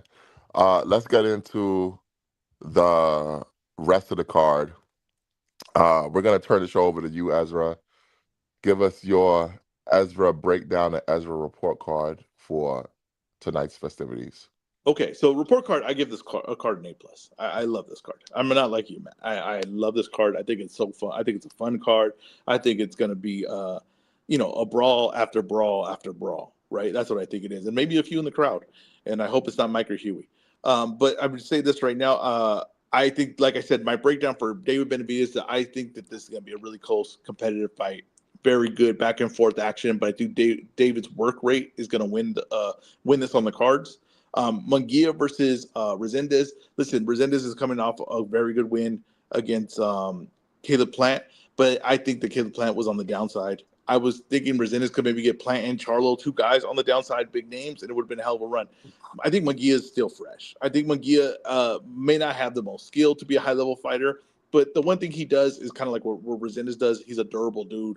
He's going to go in there to land big shots. I think he hits harder than Resendez. I think he's more durable than Resendez.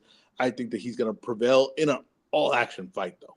I think it's an all-action fight, and I think that Munguia will eventually win by stoppage in the late rounds. Duarte versus Fierro. Listen, Fierro missed weight. I don't think it really matters. This is going to be a war. Duarte is on a run right now. He's definitely improving. Robert Garcia has done a lot for his game. I think that's going to be an all action fight, but I do think Duarte will pull it out. But like I said, he's going to get some big shots landing on him. He's going to land some big shots. Will it matter for the grand scheme of boxing? No, but will it be fun? Yes. This is a nice appetizer. You know, when I eat a big thing of nachos, right, and I put a lot of cheese on it, jalapenos and steak. Now, is that overall good for my health? Is that overall going to change the way I'm living? No, but it's just enjoyable in the moment. You know what I mean? It's just enjoyable in the moment. That's all you're going to do with this fight. I love these fights. I think they'll be very entertaining. I'm going to sit back and I'm going to enjoy, and I'm going to go ooh and ah. Okay. Sounds like me on OnlyFans. Um, This is a family Yeah. show, Matt. This is a I'm Family family show. definitely gonna Family do show. that. Listen, I'm gonna give the card an A+ just for the main event. Okay. Just for the main event. If I'm talking about the rest of the card, please. It's not better than Zoo versus Murtazaliev, I'll tell you that. It is. It literally I'll is. tell you that. I'll It tell you literally that. is. It literally is. Maybe I'm just jealous. No, it definitely is better. Maybe I'm just jealous. You Ezra. definitely are jealous, man. Maybe I'm just jealous. I don't know. It is, come on, man. Here's the thing, you feel about this card the way Ez felt about Bakr Murtazaliev beforehand. Yeah, that's true. He thought it looked bad on paper, but afterward, great card. Yeah, Exactly. but Ezra wasn't wrong. He was just early. Bakram is not. Not good. Fair. Early. Oh man. Can we get to our picks now? Yeah, I was gonna say let's make these picks. Ezra, I'm gonna start with you. We're gonna go from the bottom. We're gonna go from the earlier card up. We're gonna do these last three here. So Duarte and Lucero, who you got? You mean not Lucero? Or Fierro. My bad. Yeah, I'm gonna take Duarte in that fight. I think it goes decision. I'll take Duarte. My confidence level on that is a 4. I'm gonna go Duarte by stoppage. My confidence level is a 5. I do not like what I've seen from Angel Fierro, and I've heard some things behind the scenes that lets me know that this guy is not focused on boxing right now. He has like a lot of personal issues. Bro, I'm kind of pissed because I feel like we couldn't watch the weigh-ins because of him. So Yeah, probably not, Like, because they dude, probably wasn't even sure the fight was happening. Well, I want to say this. I do want to say this. When I beat Matt, ultimately at this game, what we're doing here, just know that I do this with no insider information. No one on the inside talks to me. No one's like, "Hey, did you hear this?" Never happened. It literally never happened. I do this. Everything I give you when I'm right, and it says as right, and then the thing like that, it's all off me, just my mind working at a million miles a second. You know what I mean? Like my mind is just catching all these things. Like when Steven Seagal's a cop, right? And he catches all these motions that most people cannot see. That's exactly what I'm doing with boxing. So just know that, because this guy's got inside information. He knows about Fierro's life, apparently. He knows about Fierro's personal things. He knows that his car's haven't given him problems, apparently. And not me. I just go in here and I just, what you see is what I see. I just see more. Cool story, Next Ezra. Matt, who do you got in Munguia Resendez? Wait, why are we doing? I thought we were starting. Hold on, we're missing. You started 2 with fights. me, so it goes to you. But we're missing 2 fights. Oh, okay. What do we got? We got Jorge Chavez versus Jose Sanchez. Tito Sanchez. I thought we were just doing the 3 fights you talked about. That's why I skipped them. Wait. This is hold on. This is all the main card. Is it main card or is it prelims? No, this is No, a there's 5-fight main Five card, fights on the bro. main card. There's 3 fights on the early free for Amazon. Go. Yeah, All right, go. You pick first. All right. All right. Yeah. So, yeah, go Jorge Chavez versus Jose Sanchez. Who you got? I don't know none of these niggas. Guys, This what is why guy I didn't doing? do it. This is This guy is why- doing. okay. Do you have a pick in the Lucero fight? I do. Lucero's gonna win, but I'm also taking Tito Sanchez, and the reason why I'm taking Tito Sanchez is because Joel Iriarty told me to take Tito Sanchez. Decision So or I'm going with stoppage? Tito What's your Sanchez. confidence? I'm going decision. He can't punch. I'm going decision. Okay, you at what 5? confidence? My confidence in Sanchez is Come on, Matt. I'm Come on, going Matt. to Sell give it a Commit, Matt. Commit. I'm going to give it a 3. Ah, boo. I'm gonna go opposite. I'm gonna go stoppage, and I'm gonna go 5. Another Oh, wait. big mistake by you, Wait, Matt. are you going Chavez stoppage 5? Yes. Okay. I didn't know where you meant you were going opposite after you said Opposite this stoppage. guy. This guy made a mistake. Are you telling me that You were sold a full fill of goods, Matt. fucking Joel Iriarte tricked me? Yeah, I think that people look good in the gym, and when they see him and your friend, you really think he even looks better. I'll tell you that right now. There's only times I thought someone at Wildcard was going to be like the next guy, and then he got beat up on Friday Night Fights, and I'd be like, "What the hell was I saying?" Yeah, but Jose Sanchez said that he wants to fight Inoue next. Oh, that's great. All right, Huh. Ezra. Okay. We got Isak Lucero versus Ismael Flores. Who you got? I'll take Lucero by stoppage. I'm at a 5. Me too. That's Same thing, Matt. Come on. We all chop Yeah. across the board there. Coward. Yeah. Listen, we know what you're doing, Huey, but it's okay. What do you mean? What are you doing? What am I You doing? brought What up am these I doing? guys. Bro, I'm not stupid. What do you mean what I'm doing? I'm not doing anything. I'm really not. He's not stupid. He just plays to that on a podcast. All right, keep it going. All right. Now we got Duarte and Fierro. Matt. We already did that. Yeah, you're talking about Munguia. Resendez Munguia. Sorry, I have them out of order because I was adding rows. My bad. Yeah, so we're on Resendez Munguia. Matt, you're up first. I'm going with Resendez. I already knew that. I'm going with Resendez by stoppage. And then tell me, you're somewhere between a 3 and a 5? Where are I'm you? chopping at the bits. Dame cinco. All right. Just to confirm, that's 5. Yes. Dame cinco. Okay, I'm gonna go with Munguia. Yep. By stoppage. Yep. And I am at a 5. Wow. Oh wow. I'm at like a 3, but I put money on it, so it's a little different. And now, Ezra, our main event. I'm pretty sure I got the winner, but for both of you already entered in, but I need your method of victory and your confidence level. I'm going to go David Benavidez, decision, and I am at a 4. Wow. I'm going to go Zerto Benavidez. Draw. Nah, I'm kidding. All right, give me David Benavidez by knockout. Listen, Jose, you sold me on rounds 9 and 10, motherfucker. So it better be rounds 9 and 10. Give me David Benavidez by stoppage and put that at a 5. Okay. There's going to be some shifts here. Huey, do you have a total right now where we're at? I don't have the right computer for that. Traveling. I can't get the score. I can't get it for the life of me. I cannot get the score for the life of me. Oh, man. Ezra, I promise you we will have a score next weekend. You said that like 3 shows ago. That's what he promised me for 3 weeks. I haven't care how promised. hard it is to get the score. I've told you I will get it. I've never actually promised that I will do it. Oh, man. I promise you I will get you the score this week by the end of the week. For all I know, I just have to run out of decision here. You know what I mean? Like this is the problem with not having open scoring in boxing. You're definitely. Here's the thing. You're definitely up right now. Of course I am. I'm kicking Matt's ass. Matt was ahead by like 3-4 points the last time I did the scores, and then you took over. You won a couple swings on there, so you're definitely ahead right now. Either that or it's like a draw. But there is going to be a change based off of these picks here today. Well, I'll tell you right now. Next week's going to be a key one. It's going to be a key one because I know what direction Matt's going. I'm blanking. What's next weekend right now? Oh, Wardley. Come on, man. Oh, okay. Well, Matt, We're not all of us going run to a the UK meat boxing factory. page, Matt. Not all of us run a UK boxing page. We're going to the meat factory next week. yep.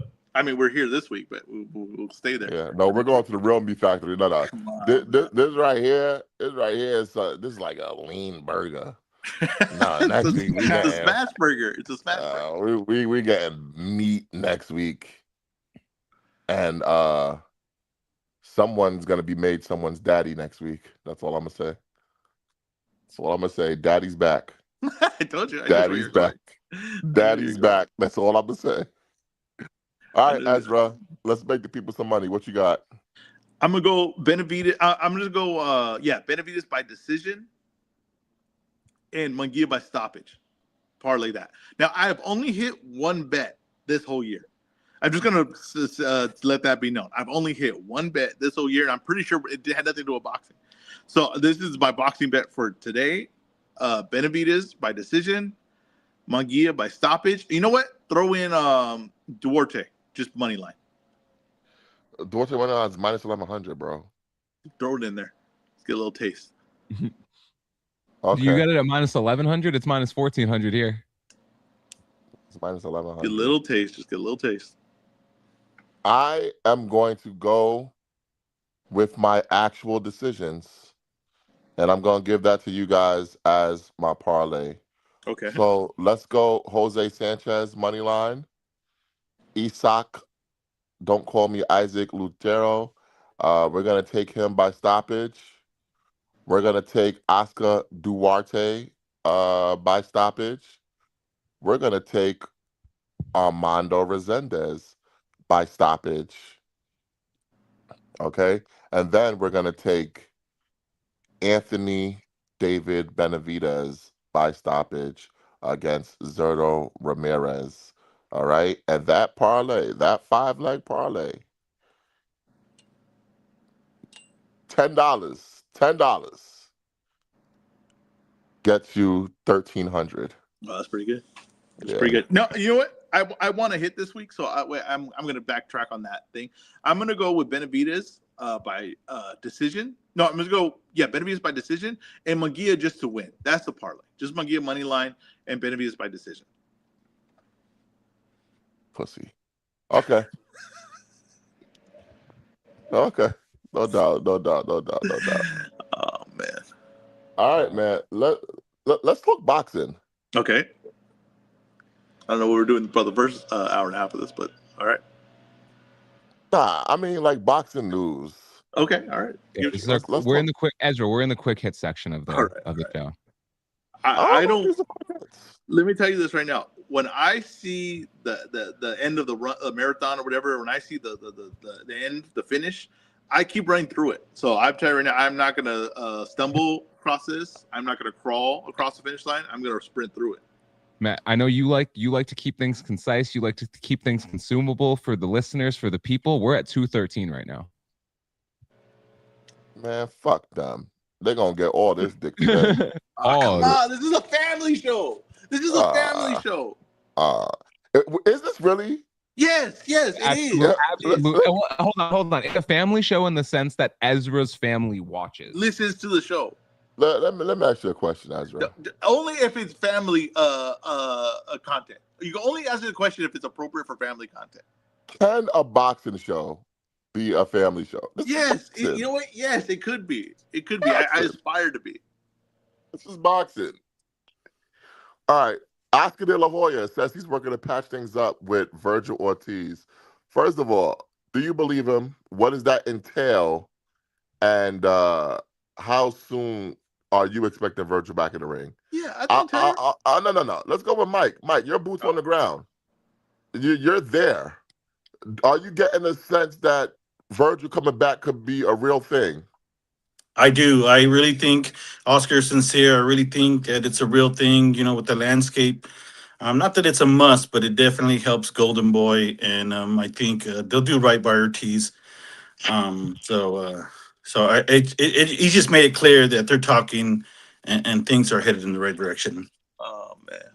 Even I will say this, even like outside of the media events, when we were at the lobby bar yesterday and there were people just hanging around, people were talking about potential matchups with Virgil and how that goes. So I definitely think there's a lot of conversations going on behind the scenes with the future fight coming in with him soon. Okay. Ryan Garcia. Wait. Can I answer the question? Okay. No, you said Golden Boy was dead. Move on. Go next. I love that Mike said this like Oscar was like being gracious about it and the thing. Oscar has all the cards. He has all the leverage. Virgil and them have to come crawling back to him to get a fight. So that's what I'm telling you. It's like when Oscar's doing this, he does this with a smirk. He does this with a smile. He does it with a laugh because he knows he has all the cards, all the Hey, leverage. you know what's funny? You kind of contradicted yourself just now. The fact that Oscar De La Hoya has all the leverage and all the cards, and yet he's still the one reaching across the aisle He's not to reaching bring. across the Hold on, aisle. hold on. He's still the one reaching across the aisle to bring Virgil back into the fold. That is as gracious as it gets. He's I'm not telling reaching you, across the the research. aisle. You just try to poo-poo Oscar. No, he's not reaching across the aisle. Okay, It he's not is, reaching Ezra, across the because he kind of made it clear like all this could have been avoided if they came to him with their issues. aisle. Of course. What I'm But telling they you, went behind his back. That was I the get gist you. of I it. get you. I get you. What happened here is Virgil needs a fight. He realized he's not going to win this. They realized that they want to get into action. They realized that there's potential fights there. So they went and they said, "What can we do?" And Oscar said, "Yeah, you have no choice. I want to make money with you. So let's make it. We're going to make it happen." But it's not like, "Oh, Oscar's doing this." He's not bending over to this. Oscar knows he has all the leverage. So Virgil and I'm going to come crawling back, and then he'll make money off it. That's all it is. Just Wrong. business. Just business. All right, Nancy. Jesus. What we All got right, next, man? Keep it moving. let's talk Ryan Garcia. Ryan Garcia has come up as a potential opponent for Rolly Romero. Ezra, what are your thoughts on this situation? Yeah, this is a drop the ball by Haney, and now Ryan's gonna take that fight. He's gonna get that rematch, and that's gonna be a big fight, and it's gonna be done the right way this time, not in a box in the middle of Times Square. They're gonna do it with the audience and the crowd, and it's gonna be buzz for it. And that's 100% the right move to make. All this Conor Benn situation, all this nonsense. Nope. De La Hoya is going to guide him the right direction here with this Rolly fight. In talking with Steven Espinosa, he revealed Pitbull's coming back in the summer. I'm not sure if that's going to be against Tank because, according to Boxing Scene, Tank is looking at the fall. Who do you think Pitbull could potentially fight if it's not Tank Davis?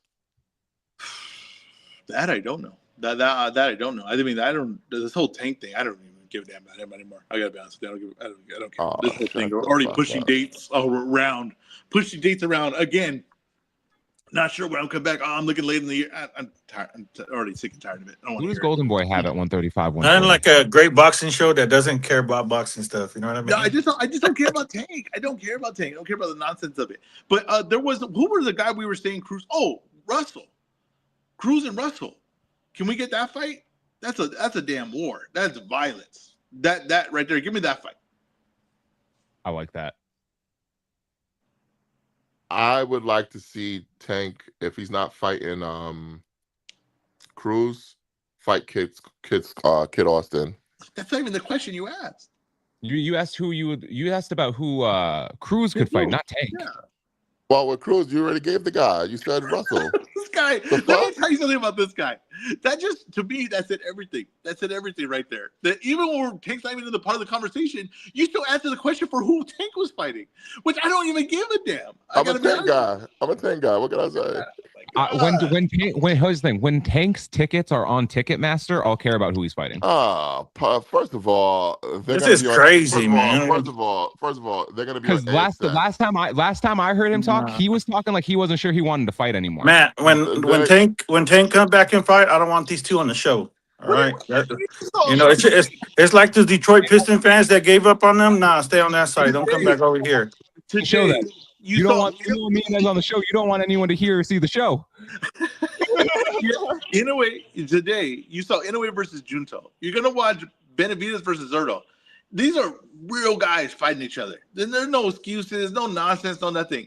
And I'm gonna talk about Tank on a potential fight in the end of the year. So this just means not even close to happening. Nothing signed against a guy that everybody's saying, oh, you probably shouldn't fight that guy. It's too soon. in Schofield. Like, come on, what are we doing here? He's not even fighting Pitbull We'll, Cruz. we'll we'll we'll see Tank back before we see Ezra in the Las Vegas fight. I'll tell you that, guys. Can I tell you Fact. this? There's one thing I said this, right? There's one thing I said when they said the Pitbull fight. I said, actually, I'm really interested in that fight. I said, why? I'll tell you why, too. Because if Tank is a little bit declined, right? A little bit declined, Pitbull would have revealed it all in that fight. I think that fight got a lot more interesting right now than it did back then. I think it's more interesting right now. And it's not surprising to me that they're not putting Pitbull in there with Tank. It's not surprising to me that that's not the opponent they're going with. I'll tell you that right now. I don't think that's that Why much. couldn't you say that and just say, no, I don't care? Why couldn't you just say that was a great take? Because I don't care about Tank. Moron. It's fucking piss me off, man. It got pisses me off. Hey, the All right, the best way they describe Ezra out here sometimes is like, man, I love that guy. He drives me crazy sometimes, but I love him. I'm like, man, he does it to everybody, man. He does it to everybody. Energy. Canelo Alvarez versus Christian and Billy, according to Michael Coppinger, has been confirmed. First reported by Lester Martinez. True brunch boxing. What are your thoughts on I'm a potential Canelo Alvarez Christian and Billy fight? I'm stunned. I'm stunned. I did not think this fight would happen. I've got to be honest with you. I did not think this fight would happen. But I told you it was going to happen. I Okay, know. hold I on. didn't. We've been talking about this fight for 3 weeks. I know. I still didn't believe it. I didn't believe it. I tell you right now, I do not favor Canelo in that fight. I do not Really? favor Canelo in that fight. And I'll tell you right now, if Canelo wins that fight, that Crawford win just skyrocketed even more for me. I mean, you're talking about Canelo that I think has been declining. I don't think his power's there anymore. His timing's not there anymore. Definitely tires off in the second half of fights. Like a lot falls off completely. I did like the way Canelo looked in Crawford fight. I did. I'm not gonna lie. Like I did think that Crawford beat a good Canelo, but I just think that a guy that Mbili, that work rate that we saw last time, the power, I think he's a durable guy. I just think that's a tough matchup. So if that fight really does get over the line, which it looks like it is, it looks like it's official, it looks like it's happening, I just think that that's I give credit, honestly, to Canelo for taking that fight. I do. I give credit to Canelo, and I think that if he wins, we got to talk about the Crawford win again. Good. I think Canelo's going to win that fight, Ez. I know. A lot of people feel confident about it. I'm not seeing where this confidence comes from. I'm But not super confident. When they first get announced, I said that's a dangerous fight for Canelo to take. I'm surprised he took it because of the work rate, because of the power, because of the durability that Mbili showed. It's going to make him fight a fight that he might. Mbili has the potential to make Canelo fight in a way that he doesn't like to fight. He's going to make him work. But is Mbili actually at that level? There are tiers to this. And he might be a tier below. And Canelo has power. He has timing, like you said. He still has that early in the fight. And Lester doesn't necessarily have that one-punch power. Lester was tagging him all night. Canelo, those uppercuts and those shots, he might break his eye. Yeah, I just don't think Canelo can even keep up with what Lester was doing. I don't think he has the timing even down like that. I don't think he has to. I think he has to land a couple big shots on him because the momentum that Mbili is going to have moving forward is going to make those shots even more impactful. I got you. Mike?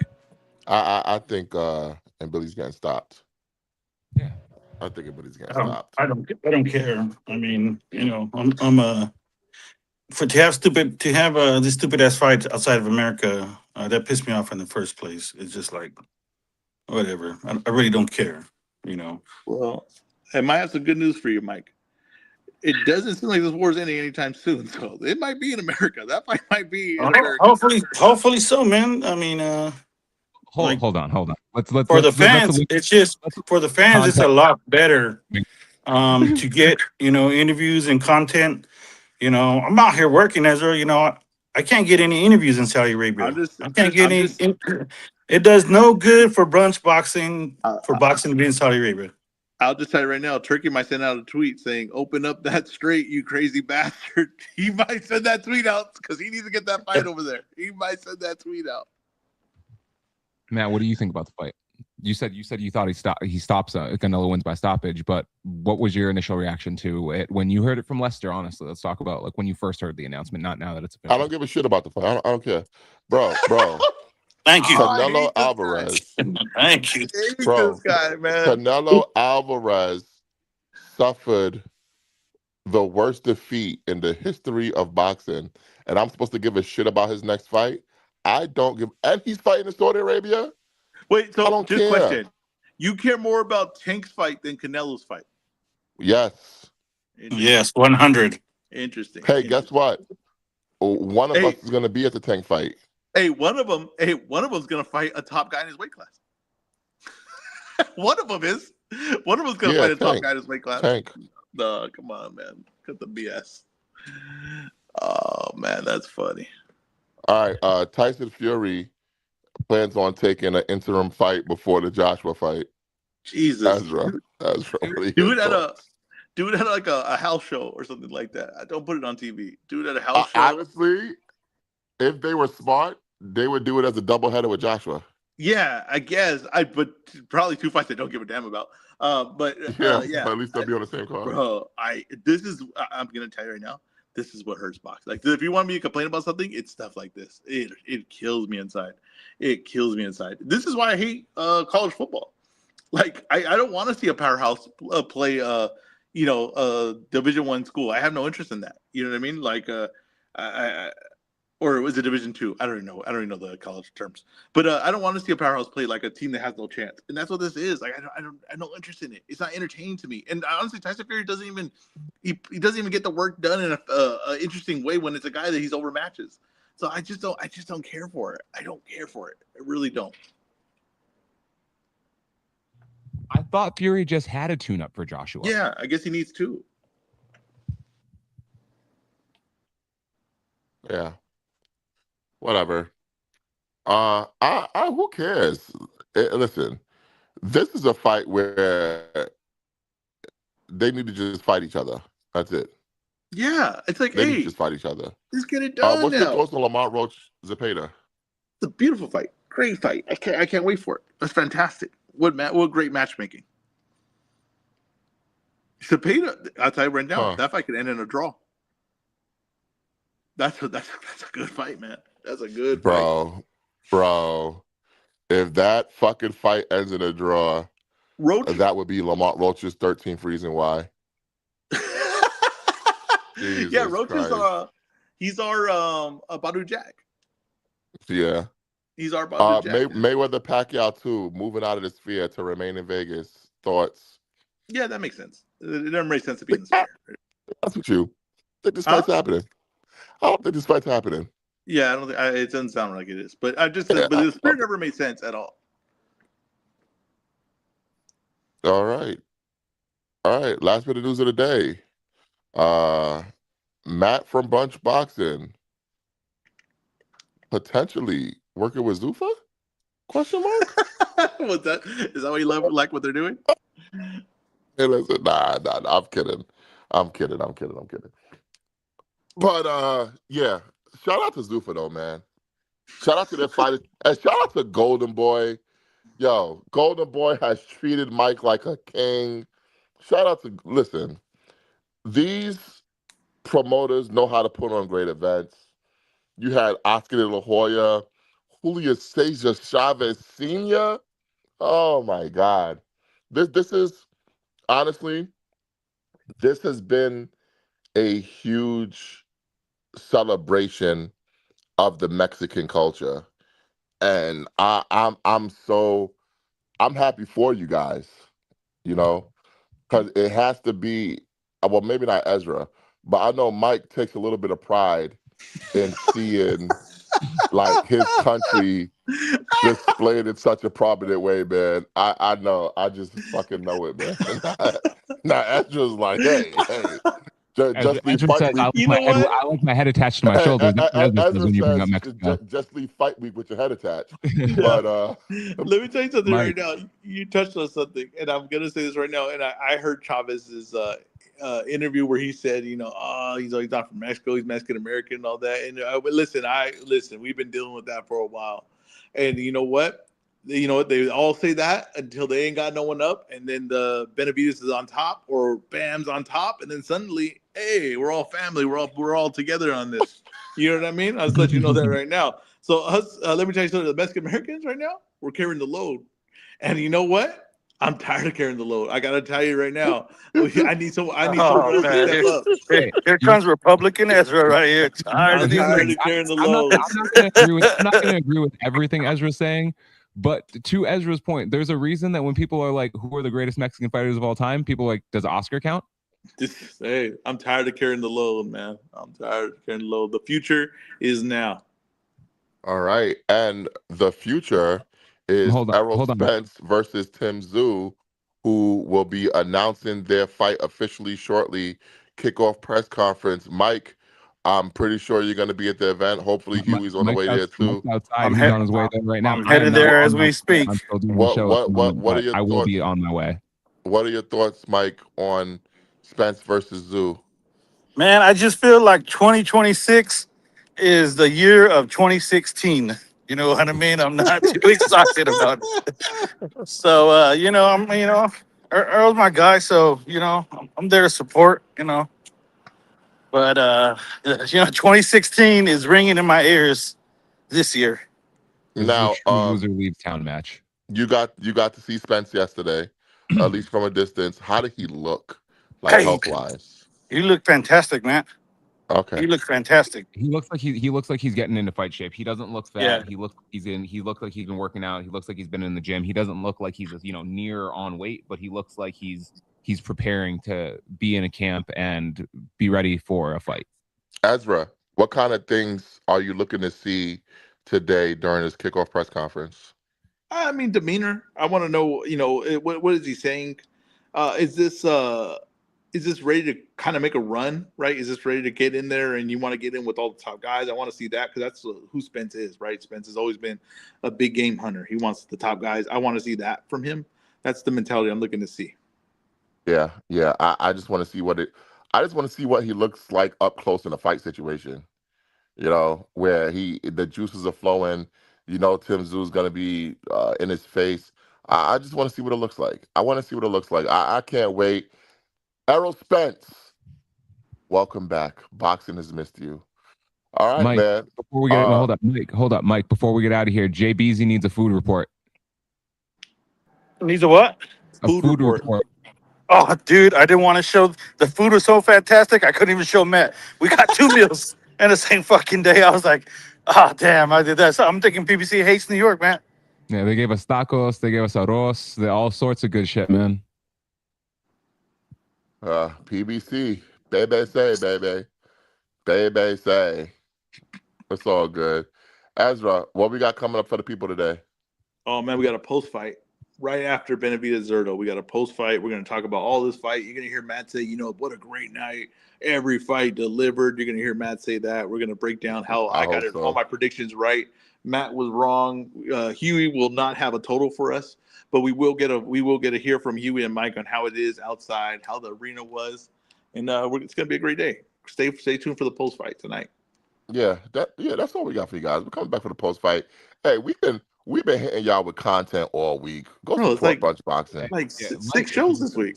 even if you support in the freeway here, man, I'm gonna throw the cash app up here right now. But like, follow, subscribe, share this. Tell your friends, whoever you share it with, to share it with another friend. Matt, tell them to hit the cash app. Is that your face with 3 E's? What's you got that on PayPal and Venmo as well? Same user. Tell them look for me, or tell them hit me up personally. Hit me up personally. We accept personal checks here too. Hit me up personally. We accept all forms of payment, personal checks, Venmo. If you want to meet up and tap phones, we accept that too. All right. Just support the platform, man. But bro, just And amazing if you amount of disagree with content anything Mike said, he'll be at the dropped this MGM week. Grand in T-Mobile today. Yeah. Hey, and listen, if you disagree with anything Mike says, fuck you. Fuck you. Hey, Exactly. shout out to Zay Media, man. He got some good content. He had to go back home for graduation, but we got some good content coming your way. Yeah, man. I cannot wait.